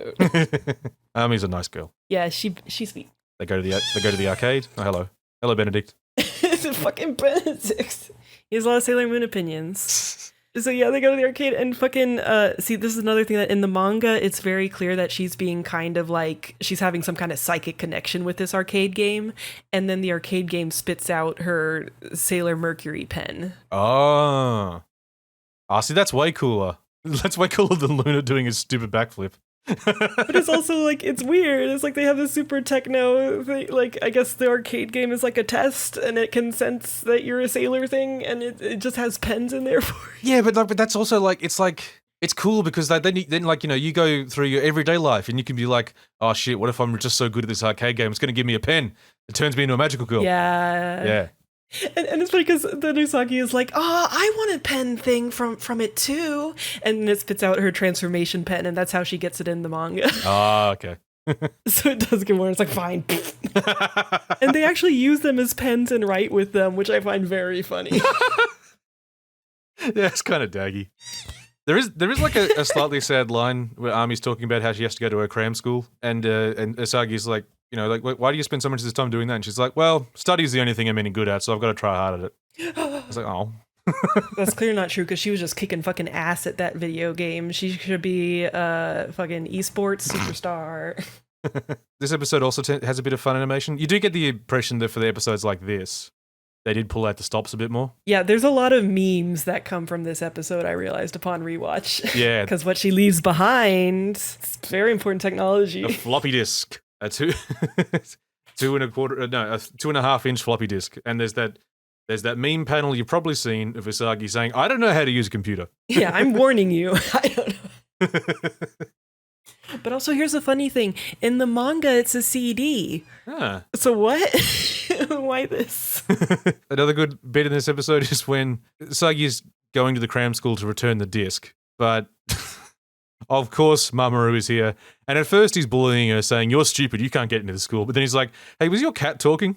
And it just kind of throws the usual exchange, which was kind of funny. Yeah. And then they run off and they're like... Yeah, that was really cute. Time to go to the school library, and because Luna used computer. But it's also just like it's just the fun of the idea that it's not more sus that me and my cat ran away in a coordinated manner. Look, she's a very clingy cat. And also, my cat looked really sus and was sweating, which cats don't do. And that's not diegetic. I'm sorry. So Luna's using the computer at the school, and she's like, beep boop, beep boop. And then it's like, oh, this just looks like a normal study CD. And then it's like, give all of your energy to the Shadow Kingdom. And it's like, okay, that's not a normal CD. Yeah, I like that. Like, how does Luna figure this out? What is it about this computer that Luna should just go beep boop beep and not like undo the hacking? I don't think she undid anything. It was just, maybe it just doesn't work on cats. So it was like trying to use its hypnosis techno voice, and it's like, oh fuck, that's no good. What if that's just what it does? Like everyone who's at that cram school, the computers are all just going at them. No, yeah, I think that's the case. Now it turns out that Amy is somewhat immune to this because she found that the disc was giving her headaches when she used it. And besides, she likes studying without supports because she's just that smart and she wants to study properly. She knows how to do the real deal. Usagi wants to get into the place, so she disguises herself as a doctor, which... This is one of those times where there was no point to the disguise. It's great. Yeah, because she just runs in and tells everyone, stop studying. And I thought she was going to make some sort of medical excuse, but no, she's just a doctor for no real reason. Well, she did say, like, they're hurting you or something. Yeah. And Amy's like, you can't interrupt people while they're studying. Excuse me. And she's like, well, you are the monster. You're clearly the monster because you're trying to stop me. And then the actual monster just really helpfully takes Amy hostage. Just immediately reveals herself. Bam, monster. Yeah, this is one of those monsters who just likes being a scary monster. But you know what else she likes? She likes learning. She likes quizzes. Yeah. Why does she quiz? Because she's asking Usagi questions. And she's attacking her with, like, you know, test sheets. But the thing is that if Usagi gets the question right, the test sheets go away. It's like, why? Why that? I think you won't be at all surprised to learn that part doesn't happen in the manga. How did I guess? And anyway, so all the other people who've been studying are zombified. Usagi's wrapped up with that, just screaming, "I don't want to be an academic zombie." Which again, this episode really is pushing the whole, "Hey, you know what's bad? Studying, kids. Hey, don't you hate it?" I know, right? So the monster's attacking Army, and she's like saying, "Oh, here, get the brainwashing," and she's just like mushing her face against the computer screen, but it's not working. Yeah. And then she pulls her head up, and this is the thing that it didn't happen. I don't remember this happening to Usagi, but it happens to all of the other Senshi. Is they get that little glowy thing on the forehead? That's their zodiac symbol. Yeah. And then Luna's like, "Oh shit, time for a backflip," and backflips. Gives her the pen. Yo, girl, take this pen. I really like Mercury's transformation sequence of all of the other Senshi. I don't know what it is about it. There's like a nice little like dancey aspect to it. I like that it looks kind of both like music and almost like a musical bar, which like later she gets the musical themed attack with a harp and stuff. So that has to be a coincidence or something, but it's cute and I like it. When you say coincidence, are you talking about the other blue magical girl who has a music theme? No, wait. Are you talking about Sayaka? Yeah. God. I mean, I wouldn't be surprised if that factored in. No, but I mean the fact that like I don't think that part of the manga would have come out by then, so they wouldn't know that she's eventually tied in with musical theming. Ah, right, sure. So it might have just been like a weird way to draw water, but it's cute and I like it. And she gets the very momentary "what the fuck" upon transforming. And then she has to use her shitty attack. Yeah. God, this attack. I remember from rewatching this a couple of years ago. This attack sticks around too long. And it's really useless. They use it every battle to just like stall, and it's like, yeah, okay, and it takes too long. It would be a nice option to have, but the fact that it's her only attack sucks. Yeah, bubble spray. But it's called bubble spray, but really it's like freezing mist. Yeah, it's freezy, spooky fog. Yeah, it's just lame. It has the ability to remove backgrounds, so you don't have to draw them anymore. Is the magical power that it has. I like when she traps the monster by just, I guess, appearing in the reflection of a computer screen. Yeah. But there is this, like, it's just mist, and then just Amy's head. Just in the mist. Hey, it's me. I'm definitely right here. Ha ha! It does suck because, like, Araya, who comes right next, it's 2 attacks. She gets to do, the thing with the seals. And she also gets the flame attack, which we never actually see. We know it kills them, but we never actually see it do anything. Ray's a fucking cheater. Yeah, we're going to have to talk about that. Yeah, she is. Anyway, yeah. Amy traps the monster. Usagi hits it with the fucking tiara, and now they're buds. Yeah, and Mercury has joined the party. Yeah. As you can almost sense immediately that Luna is relieved because there's like she's finally got a scout who has their shit together. I love how Luna is always like she just immediately jumps into Ami's arms and she just always wants to talk to Ami, and then Ami will like ask Luna what's happening as opposed to like Sailor Moon or Ray. Like she's just they get along so well. Yeah, the dynamic between the three of them is really strong in that like Ami is probably the most critical of the Senshi just because she's the only one who has her shit together. Yeah. Nothing happens without Ami. Because then episode 9, we get one of our only, it's actually the only filler episode between when Mercury joins the party and when Mars joins the party, and it's the clock episode. Yeah, and this one was fun in that in the brief period when Mercury was the only other sailor here, it's an episode where Amy gets to do most of the work because Usagi's affected by the evil magic. I love the evil magic effect. This one's very mood. The evil clocks. It's just like Jadeite. He says, I don't know. Let's open a shop. Evil clocks that make everyone just feel like they have too much to do, and so they're all like hyper energetic and running around and trying to get everything done. Yeah, it makes you freak out about how there's no time. There's no time. Yeah, I like the bit at the school when like everyone who has a clock at the school has arrived at 8 o'clock and they're all pissed off because no one else there yet, and then within 5 minutes they've decided, well, fuck it, no time for school. We're all going home. It's so and everything just keeps escalating until like everyone's running their cars into each other and shit. It's so good. It was fun. Oh, and I like that the episode opens up with Usagi taking Ami window shopping because Ami never does that kind of thing, and they're hanging out having cute girl time. That whole sequence is so good. Like, yeah, they get new outfits, they get to run around doing silly girl things. Because again, Usagi is a nice girl, even if she's bad at everything. She's a nice girl at heart. She wants to do nice things for people. Yeah, she's a dumb bee, but she's ride or die. Yeah, she's down for helping her friends out. This is this thing where it's like, I feel like normally with a character like Ami, they would do like what they would do now is have a thing where she doesn't enjoy going on a shopping trip. Like she thinks, she's like, oh, I'd rather be studying. Oh, this isn't my sort of thing. And And Usagi's got to learn a lesson about how not everyone likes the same things. But this one, like, no, she had a good time. Why wouldn't she have a good time? This is fun. Girls just wanna have fun. Yeah, it's just nice that like she gets to also like girly things. Hers just manifests slightly differently. Like I was talking about this with Cube earlier, but I like the way when you see, because they do a lot of like different fashion, and you know they show the girls in different casual clothes a lot. I really like the way the way she dresses has a definite different flavor to the other girls, and that she just looks comfy and a bit old lady. Yeah, it's nice. No, yeah, like everyone's femme in their own way. Like we don't really get a true butch until like Sailor Uranus, because everyone is just like, even Jupiter is, you know, like she has a lot of butch attributes, but she still likes pretty stuff and is, you know, pretty girl. Even Uranus is like pretty butch femme. Like, yeah, she's butch. Yeah, she's butch. She's not full on butch. She'll wear like, you know, the nice suit jackets and shit, but still, it's femme.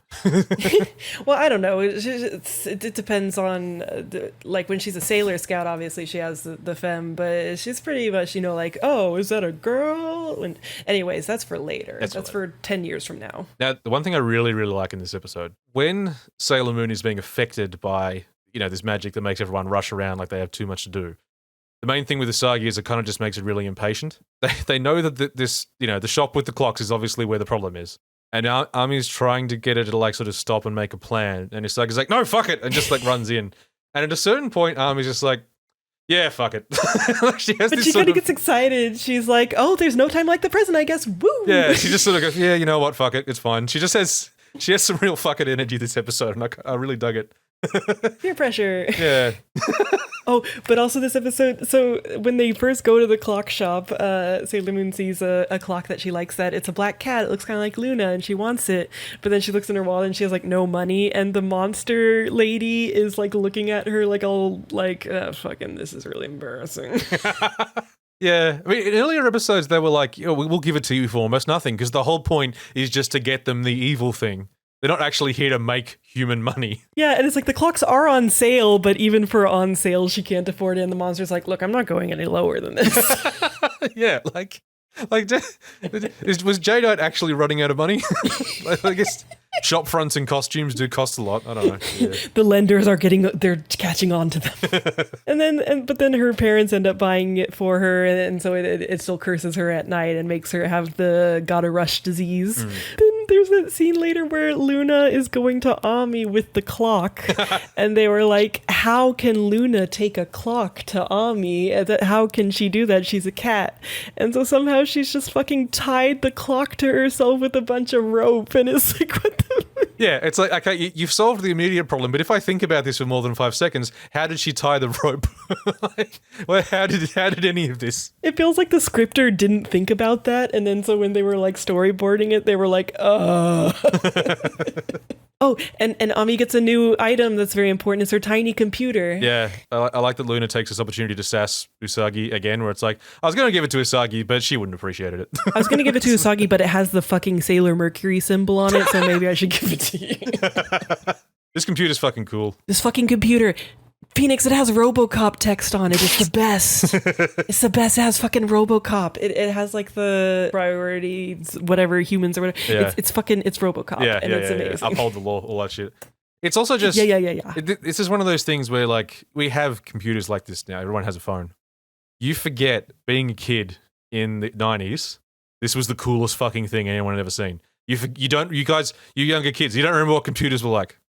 The idea of actually carrying one around that did more than add numbers and write boobs is like, this was super cool. But yeah, I remember I had a little book cover with like all the pages were out of the book, and I drew the inside to make it look like a super little computer like she has, and I'd be like, oh, time to open up my little supercomputer, beep boop beep boop.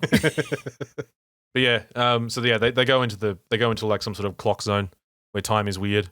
Now, this is one of those times when they don't actually run into Tuxedo Mask, like, which I guess is a bit more like the manga, in that Tuxedo Mask manages to save them, but sort of indirectly, because he busts the machine that's creating the magic negazone. I feel like he doesn't do a lot of saving in general in the manga. Like in the manga version of the Ami introduction episode, he runs into Sailor Moon in the fog, and they just kind of like, you know, meet eyes and are like, whoa, you, romance shoujo bubbles. Because in this one, he turns up after they're already in this zone, so he can't find them. But what he does find is the machine that's like storing all this time energy, and he busts it. So that fixes the problem that they were having, which was, armies had been stopped in time, and Usagi had just run out of energy. So like this monster just had a big spear, and she's just like going poke, poke, poke, poke, poke, poke at Usagi, which was kind of funny. Bully. But then they win. Yeah, he broke a clock and then they did it. Yeah. Oh, and also when it's just Sailor Moon and Mercury, they do like a group pose together. That's like a fucking Frank Frazetta illustration pose. Like Sailor Moon is doing a power stance and Mercury is like kind of kneeling at her legs. And it's like, why is this your duo pose? Yeah, that's interesting. Okay, do we get into episode 10? Yeah. Yeah. So Ray's here. Sailor Mars. What I love about Ray, right, is that as she's introduced, she seems super cool and like hyper competent and has a cool power. And in the manga, she stays pretty cool. Yeah. Within 2 episodes, you realize that, there's that thing where if 2 people are very similar, often they can butt heads because all the things that annoy them about themselves, they see reflected in this person who is just like them. I don't know what you're leading into. That's essentially Ray and Usagi's relationship. Ray is just a slightly meaner Usagi in the end. Ray is just as much of a loser as Usagi, is what you find out very, very quickly. Like what you were saying about how everyone in the show is a loser. Ray is such a fucking loser. Yeah, and like she has the quickest drop off from like, oh, she's this kind of character to nope, she's just a petty loser. You get a bit of it in the first episode where she goes to do the cool be gone evil spirits and accidentally smacks Usagi in the face. Yeah. But yeah, she sort of, you can see that she does kick ass. But at the same time, she is also just like, yeah, she's also a bully. And she's just like as much of a loser as Usagi is. Yeah. I also like this episode for scary bus stories. There's a spooky bus. Yeah, it's time for some uwasa. The first chunk of this episode has so much fucking info dumping to get to this story about the spooky bus. Yeah, there's a lot going on in this episode. There's the shrine, there's the spooky bus. This is Jadeite's most overcomplicated plan by far. All of his plans are needlessly elaborate, but this one in particular. So he got a job at this shrine where he is handing out cursed. What are they called? Like they like. Oh, like the fortune things. Yeah, these fortune wish tokens. They're bringing good fortune, that kind of stuff. Yeah. These things curse people to get on a bus that then flies through a portal and just hangs out. No. Wait. The token things aren't cursed at all. Yeah, they are, because everyone who takes one ends up on the bus. No, it's just that they happen to go home on that bus and then they end up in the portal zone. That's just where the bus goes. The bus goes to the nega zones. Yeah. But the tokens were part of it because that puts them in like that weird dreamlike state where they just get on the bus. Because there's that bit where you see them all standing there with the tokens glowing. Ah. And everyone who's gone missing, everyone who went missing had been to the shrine and bought one of those tokens. That's stupid. Yeah, this is what I mean. Like, what? All he needed to do was like hijack this bus, but for some reason it had to be people who had bought a token, and then get on the bus, and then get sucked into a Niggaverse area where they just stick around for a while. Yeah, this is the first like main story thing that goes down very differently in the manga, and I'll have to talk about it after we finish talking about the episode. But yeah, he did not cosplay as a shrine helper guy in the manga, and there was no curse token. Yeah, this is also, I think this is the episode that has, you've said before that in any good shoujo protagonist has to be like a little bit bisexual / pansexual. Oh my god, in the manga, it's so fucking gay. Like, the way that they meet Ray is that Ami's like, hey, you want to take this bus with me, Usagi? There's a super pretty girl you might be able to see if you take the bus at this time. And it's Ray, and Usagi's just like, doki doki doki doki. And she just follows her to the shrine because she's so hot. Even in the anime, Ray's creepy grandpa goes up to the girls and asks them if they'd like to work part-time at the shrine. Yeah. And then Usagi sees Ray, and the line is, so she's the shrine maiden, I wouldn't mind doing that part-time. It's like, fucking hell, guys. Wow. I don't think that's the intention, but yeah, there's definitely Usagi, when she sees a pretty girl, she's just like, damn, that girl's fucking pretty as fuck. Yeah. So Ray, is a shrine maiden. She's little a psychic. She has crows. They're very special. She's got a lot going on. Yeah, she's got crows that are named after Mars's moons. That's pretty cool. Yeah, in the manga, eventually they become people, but I don't think that ever happens in the anime. She does have psychic power. She can sort of have visions of the future, which, I mean, I think this is why part of the reason she ends up with 2 powers. She can seal evil spirits with these, the sort of paper seals, but she can also just shoot fire. Like, Ami had to be feeling kind of shitty. Well, I mean, like, at least Ami has the super genius thing going on, and obviously Takeuchi wanted her to be a fucking robot, so that would have made her very special. Yeah, that would have made her super special, you're right. But also, it almost comes off like, and I feel like this happens in other anime too, where it's like the part of her that's just like a magical psychic shrine maiden, that's just normal shit. Like, that doesn't, like, you know, like some people are really smart and some people are magical psychic shrine maiden. Yeah, there's an element of that. Like, it's not really remarked upon the fact that she, like, has psychic visions. Everyone just sort of goes, oh, okay. Yeah. Though that's one of the things in the manga, the villager people, they come to her and are like, help me find my missing daughter, and you're psychic or something, right? Help us. And she's like, I can't just fucking have a vision and find your daughter. That's stupid. There's also the bit where, like, because all these people have gone missing in connection to the shrine, there's a bit where some lady comes in to yell at Ray about how, like, her daughter's gone missing. Yeah, they're blaming the shrine. It's meant to be a moment where you see Ray sort of stand up for herself and kick ass. She's like punching back at this lady, saying, "You know, the police have already talked to us. There's no connection. You're just looking for someone to blame. You get the fuck out of here." And it's like, it is kind of like, whoa, she kicks ass. You know, none of the girls have been like this before. At the same time, this other lady, her daughter is missing. Ray, you could. This seems a bit much. I got the impression that, like, you know, like people have been really like fucking with them a lot as part of like this conspiracy theory that it's their fault and she's sick of it. Of course, but this is still a person whose daughter is missing. Like, you know.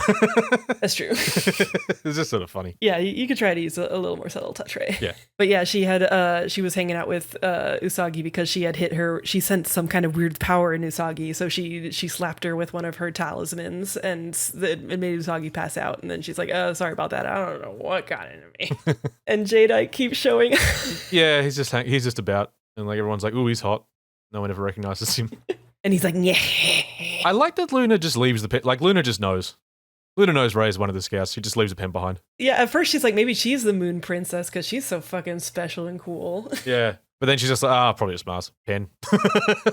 Just leaves it on the floor. Yeah. This is one of the episodes where they really make her a little too much of a coward because she's and Amy are gonna ride the bus to find the people. But then Usagi's too scared and she doesn't get on the bus. And it's like, geez, gotta save us some for Usagi. It's one of those things where it's like, there are people walking onto the bus who you know are going to disappear if you don't do something. And Usagi's just like, no. And it's like, yeah, it's a bit too much. This is a bit too... Yeah. Anyway. Oh, and also in the scene, and in a later episode, Ami has big ace energy, IMO. Because they're talking about, like, love, because all the girls are going there for love fortune, and Ami's like, I don't understand the whole falling in love thing. Who has time for that shit? And I'm like, girl, high five. Big arrow energy, yeah. But the bus, it flies away into a portal, no! So... Okay, so... You better take this because I actually can't remember the exact order of what happens next. It's just really complicated. Yeah. Eventually, Mars has she goes to her little psychic vision fireplace and has a vision of Jadeite, and she's like, "Oh, he's the one who's been fucking with my psychic stuff. I need to go at him." The bus comes around again, meanwhile, and Usagi's there, but for some reason, Ami's late this time. But Usagi, she's like, "Ooh, I know how to be brave enough to get on the bus." She transforms into a flight attendant. Yeah, this is the one that made the least sense. But it's funny. Even like Luna comments on, what has this got to do with anything? Well, because like in the manga, at least she says something like, because it's the flight attendant's duty to make sure all the passengers are safe or something. Well, she says that in the anime too, but it still doesn't really. It's still very silly. Yeah, but that gets her on the bus. Yeah, and meanwhile, Ray confronts Jadeite, and he's like, "Nyaha!" and he shoves her into a portal. He's like, "You can go there with all the other people." Yeah, he just like this is the thing with like all of these girls just running up to Jadeite, and Jadeite when he wants to was just like punt and just into a portal. You're done. Yeah, it's like, why did you need all the bus and everything? So Usagi is in the Nega realm and Ray's in the Nega realm, and Ami arrives too late, and she's like, "No." It's a very sad episode from Ami's perspective because she does like at one point she starts praying, yeah, to save them, and like she does use a bit of power to help guide them back. But and then like when they arrive back, she's got tears in her eyes and stuff. But like it was something I think I remember thinking about with this ep was like Amy's experience in this episode sucks. Like she just sees the bus disappear and just has to sit there for like at least half an hour just hoping that something happens. Oh, that's rough. Yeah. Oof. That's okay, because in the meantime, Mars, she has glowing Mars forehead. She turns into Sailor Mars. I'd say her transformation is the most like sexy latest Yeah, a little bit. feeling. It is a bit, yeah. Oh, obviously, it feels weirder now that we have to be more sus of such things. But I remember at the time, like as a young person, you're just like, damn, she's cool with her heels and shit. Yeah, and she does kick ass. She does a lot of kicks. She's got the cool fire with the pointy fire soul. No, yeah, she does it, and then there's just like a giant pillar of fire, and it's like, oh shit. Yeah. Take that, Shabon spray. Which is funny because that fire gets used to blow up monsters just about as much as the tiara does from this point. But what's weird is that when they use the fire from now on, you tend to just cut to the monster and it's just like the screen just whites out before you see any of the fire or anything, and then the monster's dead. I don't know, was it too expensive to do the fire effect each time? Maybe. The high point, the crowning achievement of this episode is when they're trying to figure out how to get out. Fucking goofy as fuck. They're trying to figure out how to get out. How do we get out of this place? We don't know. And then Amy, prays and like a little beacon of light comes out of the portal. Then they're like, but what about the buses?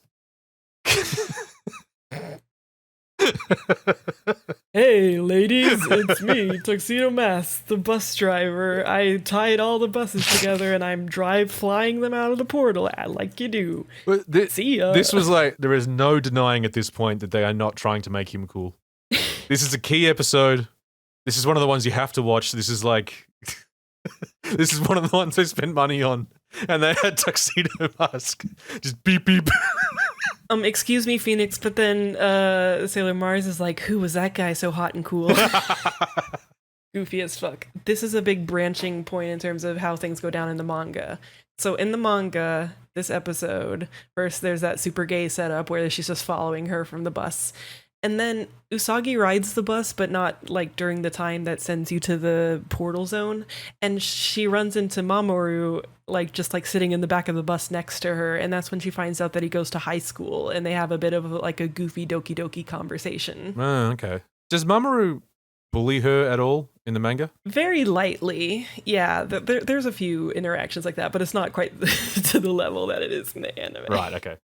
And then, so Rei, obviously Jadeite isn't working at her fucking shrine, but she has a vision of Jadeite attacking Usagi, and she has a vision of him getting on the bus. So she goes to confront him, and he takes her away on the bus, and Usagi follows after her, and Tuxedo Mask tries to follow, but he isn't able to get there in time, and he catches Luna, and there's kind of a cute panel of him being like, oh no, as he catches Luna. But he saw her transform, and so he knows that she's that person now in the manga. Oh, shit. And then Ami arrives, and her and Luna are looking at the supercomputer, and Ami uses her transformation to somehow teleport to Sailor Moon somehow, like some kind of weird Star Trek excuse, like the energy with the blah, I'll be able to use it to teleport. Oh, right. And then Luna is giving them commands, and she's like wearing a little person headset over her little cat head, and it's cute. But and she gave Ami the pen to give to Rei, and so Ami gives the pen to Rei, and then Rei actually burns Jadeite to death, and he dies in this. Oh, because in the manga, this was actually just a trap for the Sailor Scouts. He was just stealing girls, and he's like, at some point they'll show up, and then we'll have our showdown, and then Rei fucking kills him. Jesus. Yeah. Okay, yeah, that's more brutal than I was expecting. Yeah, again, the manga tends to be like that. Just a bit, yeah. You just die from fire. Yeah. So now episode 11. Yeah. Very important episode you need to watch if you're watching the show. This is not skippable. Anyone who tells you it's skippable is a liar. Yeah. This one, the first thing I love in this episode is that the dynamic of how the three of them are going to work together is immediately clear. In that Rei and Usagi just bicker and fight while Amy just does the work. She hangs out with Luna being like, look at these bitches. She doesn't even get angry about it. She's just like, oh, okay, so I did some research. Here's this, da-da-da-da. Yeah, she's just above this. She's even got better ideas than Luna half the time. Because Luna keeps telling me, you got to find the Moon Princess. And they're like, well, do you know what she looks like? And it's like, Yeah. And everyone has cute outfits this episode. And this episode, I forget the name of the artist, but it's someone who it's definitely the same artist that did the famous Ami about to eat a burger shot. That's right. And he has a more rounded style that I think is really charming. Yeah. Everyone looks very cute in this episode. Yeah. So the majority of the action takes place at a theme park. I love the fact that 50 people who have been to this theme park have gone missing, And the theme park isn't being investigated it's being investigated by journalists, but not the cops. Well, yeah, because Jadeite has the power of push out, push you out, get out of here. While they're trying to research, into what's going wrong with the park, Army and Logan are like, we should split into teams. Okay, the two of us are going to go and actually do stuff. Bye. You two just have fucking weird adventures with these super advanced animatronic animals that are just a thing at this. Yeah, there's a big lion that scares Luna briefly and everyone else but then it says hello. And yeah, and we meet this episode's villain, who is what's his character name? Fucking love this one. I don't know, is this Princess? Yeah, Princess of the Park or something, but fuck, she's good. Hell yeah. There's something uncanny about it to begin with. Like, she's like a Disney sort of princess. Weirdo. Yes, like you can tell like her eyes are a little too big and round and stuff, and it's good. Yeah, she's just a little bit creepy. Anyway, so there's a lot of Rei and Usagi fighting, which gets them both into trouble. What I do like, you get a little window into how they get on. Like they get themselves into trouble, and it's both of their faults. So you do sort of see the moments when they can like sort of get along a bit, which is when they're both sort of going, we're both idiots. Which I enjoyed. Well, speaking of being idiots, so the princess lady tells them to go over to the Disney castle in the park, and you know how they gotta get there? They gotta ride the kiddie train. And this is the fucking best thing ever with Malmer. Because he's just there on the train. And then they shit on him for being on the train, and he's like, I have my reasons. But why was he there? That's the best thing, because I was fully expecting him to say, I'm here with this kid who's my nephew or something. I was like, nope. No, he's just on the kiddie train. Yeah, and he's very defensive, but he has no reason. Like, it's great because, like, at first he's like, he's doing his usual ripping on Usagi, and Rei's kind of laughing. But then Usagi's like, "Why the fuck are you here?" And he has nothing. It's so fucking good. Why is he there? But it's great as well because it is like I've said, it is like the audience is asking the same question. What the fuck are you doing here? You fucking creep. It's funny. And he's, I have my reasons. Oh, and also, I forget which all other ones were, but this is an Ikuhara ep, the fucking Utena guy. So I think that might lend a bit into why it's so surreal compared to a lot of the other setups. Okay. It's because he doesn't give a fuck. Because this episode does get trippy. Yeah, like this whole situation is like, how is this just a thing? Oh, meanwhile, Ami has already gotten over to the Disney castle because she's been fucking working. But she's in there with a crowd, and they fucking get put into a sleepy dream realm by the princess lady. And it's like, oh shit. And it's also like, I like that Ami, she acknowledges at some point, I probably shouldn't have gotten here on my own. Yeah. But at the same time, like, while everyone else is eating desserts, she is just like remaining sus and not eating the stuff. So it's like, she at least knows that much. Yeah, she's trying. Yeah. But it's like, oh, that wasn't the thing. She just has a magical apple that goes. Yeah. Some Sailor Moon and Sailor Mars get there, and the monster puts them into a dream illusion thing. She's like gonna give Sailor Moon a lei, and Sailor Moon's like, oh, domo, like, thank you. And Ray's like, no, don't fucking accept that, pachoo. And then it's a snake, and it bites Ray, and she's like, ah, shit, see. Yeah, and the snake venom is turning her to stone. But then she uses her spirit power to... Because Ray's fucking OP. Yeah, she just does that. And then they get put into another illusion. This was funny. Because, yeah, they're both saying, we're not going to be tricked by anything. And then, like, then Tuxedo Mask turns up on a horse. And they both run off. Yeah, because that's the thing specifically in the anime that Ray also has a big crush on Tuxedo Mask. So they're both dreaming about him. Yeah. And then the actual Tuxedo Mask shows up, and he's like, you should only dream when you're sleeping. Bye. Yeah, and then immediately leaves. The fucking frame of the two of them going from riding a merry-go-round to just the two of them on a broom. Yeah. Ray wakes up a lot earlier than Usagi is a good frame. And they're like, show your true form, monster princess lady. There's like... They fucking go for it with that animation when she pulls her head in and it spins around and the other one comes out and it's like someone was having some fucking fun with that shit. They really went for it in this one. It's fucking great. Yeah, especially because she's like, one moment please, and then it's just suddenly like sloop. Yeah. I also like how her tone changes a bit. So when Sailor Moon does like I'm Sailor Moon thing, she just goes, oh, scary. Yeah. There's only one thing I didn't like about this episode. And there's a moment where Ray jumps in towards the monster to put a seal on her face. Yeah. There is such a gratuitous panty shot. Yeah, it's weird because it's like, I know it's not supposed to be a panty shot theoretically, but because of the way it's drawn, it still feels like it in this case. Yeah, it's so gratuitous. It just did not need to be there. Yeah. But it's like they just give you such a long look up her skirt at like close range. Fucking weird. Yeah, because it's like one of those like panning action shots, and yeah, it definitely is like, Rather not. nah. Anyway, they work together. The Amis, the transforms, they win the fight. Yeah, usual thing. Usagi wants an ice cream, So- and yeah, that's the end of that. Yeah, the trip lose the ice cream freeze frame. Episode 12, Love Boat. Now, episode 12. This is the episode where it's established that Ray is an enormous loser. I like this episode. It's very fillery, but there's a bunch of things that are going on in this episode I quite like, including Thetis. Thetis is fucking cool. Yeah. She's rad. And again, one of these things where it's like, what is life in the Negaverse like? So at this point, Jadeite has been put on notice as to like, you're a fuck up and you need to start like, doing something cooler or I'm going to kill you. Yeah. And so Jadeite's just sort of hanging out, working on plans or whatever he does. And this woman, Thetis, comes up, who he refers to as one of Queen Beryl's monsters or assistants or something. And Thetis is just like, it clearly likes Jadeite and is trying to get his attention. Yeah. Like she's just into him and she's like got a bit of a crush on him or something. And she's just like, look, I've got a plan. I reckon it's a pretty cool plan.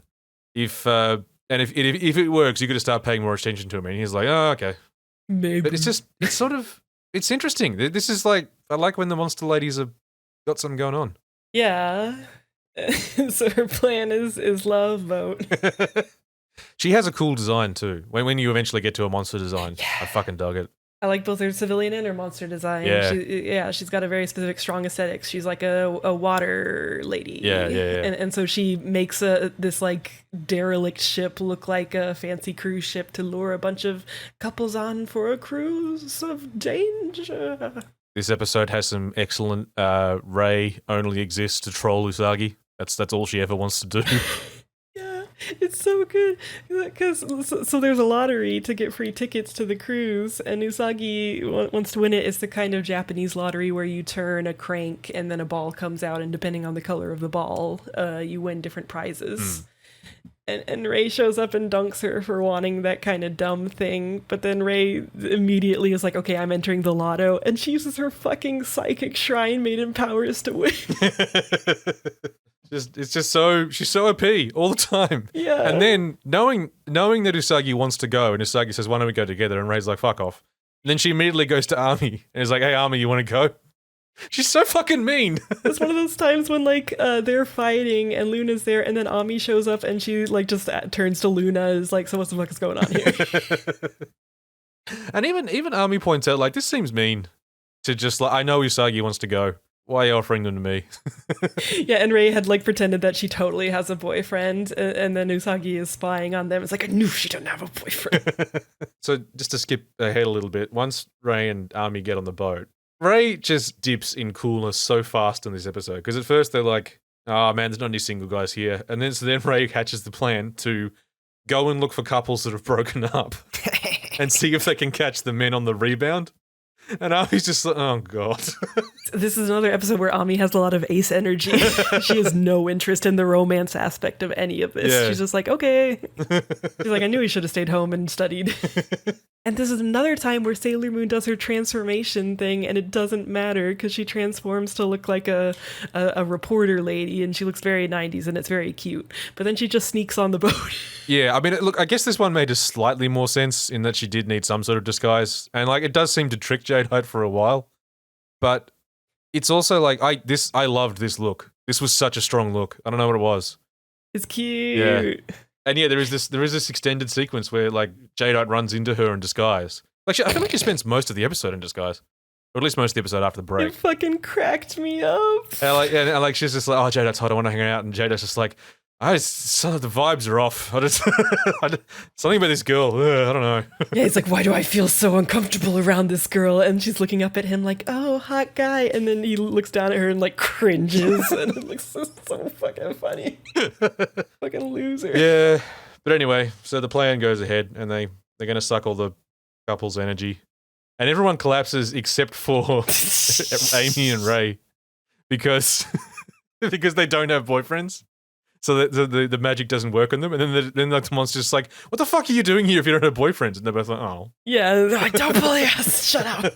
And then they're like, okay, well, we'll just kill these girls. And she has like goopy water monsters. And Ray just fucking smacks one with a chair and like cuts it in half. It's like, damn, girl, you're so fucking OP. And for some reason, they're saying, we can't transform here because people will see. They're like, I don't know. They just transform later. Well, I think the idea is that Jadeite will see. Oh, okay. There's a lot of really good Amy faces in this episode for some reason. I don't know what it is. Yeah, and she has her cute puffy dress and it's cute. Yeah. Like, what I mean is, like, they're really goofy Amy faces. Like, yeah, more so than you usually get. She's not usually a very goofily drawn character. But, yeah, it's something about this episode. This episode is a bunch of dumb stuff happening. Yeah. I just want to show you one image in particular. When she sees Sailor Moon's here, this is a very un-Amy face. Yeah. And during this sequence, there's actually some interesting like action Sakuga bit, or like very interesting like posing and stuff with Sailor Moon when Thetis like hits her out of the window and stuff. Yeah. But yeah, Amy has that reaction because it's like, wait, Sailor Moon's here? Which, means like, wait, Usagi's here? What does she fucking do? And then like Usagi's telling the monster off and, for like discriminating against people who don't have boyfriends. And it cuts back to Ray going, yeah. Yeah.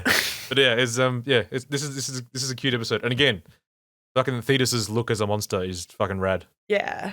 And Jadeite, once Thetis is dead, Jadeite comes down and he's like, oh, I'm going to kill you girls. But then conveniently, Queen Beryl teleports him away right when he was about to. And she's like, you're fucking up too much. You killed Thetis. I liked that girl, which I thought was cute. Yeah. Well, that's the thing, because she's like, yeah, you used Thetis without my permission. And he was like, no, this was entirely Thetis's idea. Like, I don't know. It's just I want to know more about. Excuses. I want to know more about what's going on there. Yeah, it's complicated. Anyway, last Jadeite episode, Jadeite dies episode. It's called something like that. The end of Jadeite or something. Yeah, showdown time. So yeah, Queen Beryl is giving him a talking to, and she's like, if you fail again, you will be sentenced to eternal slumber. So he's got to call the girls out to fight him, which he does by appearing as a giant sky hologram, like you do, and going, if you don't show up and fight me, bleh. He shoots a fireball and everything's on fire, but it's just an illusion. It really was funny that he because there's lots of cool things you can do when you're like starting a fire illusion. You snap your fingers, you do something, but you just bleh. It just spits fire. Yeah. And then like he kind of like zooms in and out on this projector. It's so fucking funny. One thing I just want to mention about the last episode, the last episode he completely unnecessarily dresses up as the captain of the ship. Fuck, he loves the costume. God damn. He's even more tan in that disguise. He's experimenting. Anyway, so Ray's saying we should just go and directly and fight him at the airport. And Amy's saying, no, we need to come up with a plan. And this is a bit of like pointless cowardly Usagi, where she's just like, oh, I'm scared, but like she still does it. Yeah. I like that. This is when Usagi runs into him on the street, and she's so stressed about the fact that they have to go fight him, and Mamoru is trying to bully her, and then he just makes her cry, and then just like everyone around is judging him. Yeah, and it's like this is the natural conclusion of what you've been doing, you fucking weirdo. Yeah, You're just bullying a 14-year-old girl. This is what you deserve. So good. So the girls all go to the monorail that should take them to the airport, which is where he wants to fight them. And I do like that Ray comes in her Shrine Maiden outfit, because, like, in a way, I guess to her, this is just dealing with an evil spirit, so that makes sense. Yeah, and it's good look. I thought that was cute. Oh, and to make all the guards at the airport pass out, Jadeite makes a funny pose where he, like, sticks his arms out kind of like clock hands, and he's just like, bah! And then they all pass out. Yeah, but then you think that the girls are going to have to fight them because all these cops run at them. But it turns out all these cops are made of clay. All clay cops are bastards. Yeah. Mercury finds out because she uses her little supercomputer, and I wrote down the text on it because it's very important. So the HUD says RH boo BOOBOO suspect mash, like suspect, but they left the S out. Arrest mode targeting. They forgot the E in targeting. And then it says directive Haniwa, which is like those little clay statues that have the kind of face. So that's how she's like, I've got it. They're made of clay. But it's like, why did you guys crib so much of this text from RoboCop? And then there's a typo text from RoboCop, and then you can't just say like Clay Doll, you said it is Directive Haniwa. It's like, who did this? It's so funny that they cribbed, like, just find someone who speaks a bit of English. This is like it comes much later in the series, but there's a bit where Amy gets some English translated, and the English is just the lyrics to Danger Zone from Top Gun. It's so fucking good. It's just they love Top Gun over there. 'Cause that was in Bubblegum Crisis. There's that one map that all the place names are just the names of actors in Top Gun. This is the thing, Cube. Top Gun is actually extremely anime. Has that not already been in an episode? I feel like there was already an episode where you're telling me how anime Top Gun is. I don't recall it, but I mean, it's definitely something I could threaten to cover at some point. Yeah, because you were like, I'll cover it, and I was like, yeah, I'm fine with that, and you were like, oh no, my bluff. Well, like the thing is, I could cover Area 88, which was an anime series about jet fighters, which had sort of nods at Top Gun in places. It was also a very stupid series. Anyways, so yeah, Ray just burns the fuck out of all these Clay guys, and then Jadeite's like, haha, girls, now I will fight you. And he says something about like beautiful young blah blah, and it gets them all like bitching at each other about who's the most beautiful in his dumb. It gets Usagi and Ray doing that, and I like... That's true. There's a good line, because Usagi says, well, clearly I'm more beautiful than you.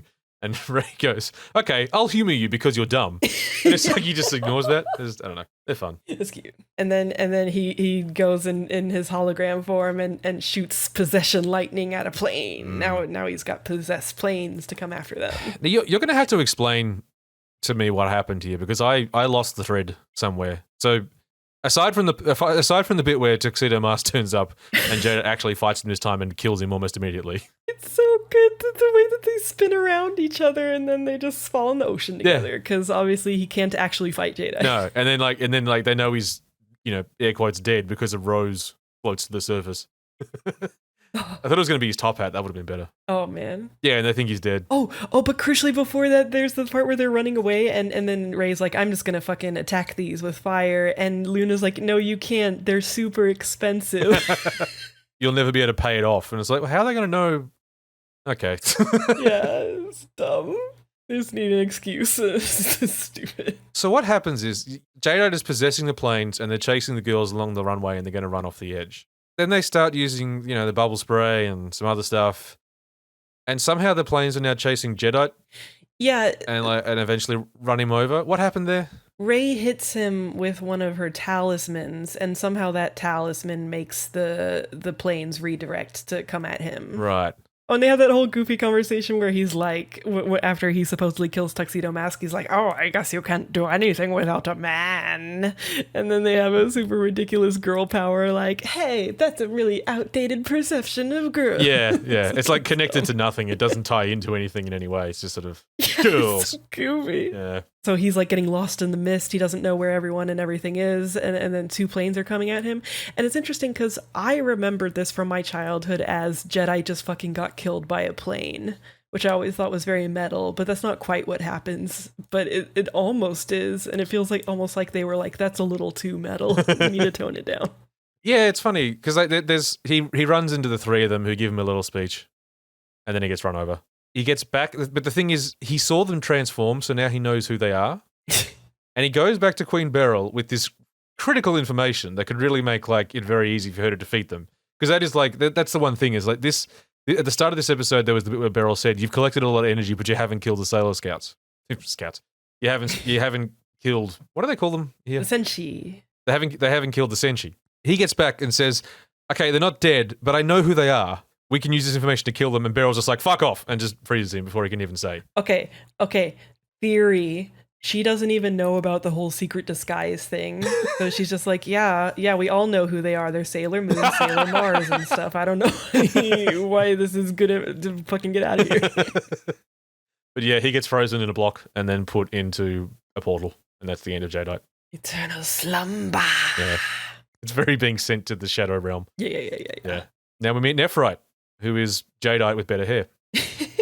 You like his long flowing locks? He's got a very Joe Lara look about him. I appreciate it. Oh, wait till you see Malachite. It's funny because you actually see all of them a bit sooner in the manga, and she says that Jadeite is in charge of the Far East, and Nephrite is in charge, theoretically, of America. He's the U.S. branch guy. but he has to get called in. They don't go into any sort of detail like that. It's just like Beryl just has a queue of dorks who will attempt to kill Sailor Moon for her. Yeah, they have a whole like backstory thing in the manga that never happens in the anime. That's kind of interesting. That's interesting, yeah. But yeah, that's the end of Jedi. Oh, and Tuxedo Master's like, I'm not dead. So you can't kill me that easily. It's like, well, okay, well then what were you doing for the latter half of that fight then? I was blubbing. He was sulking. And lazy douche. It's all fine. Everything's fine. And they killed their first mini boss. Yeah. With a plane. That's the Jadeite arc. That's Sailor Moon up to this point, and it only took us 2.5 hours to talk about. Look, all our podcasts used to be about this length, so I think we did a good job, actually.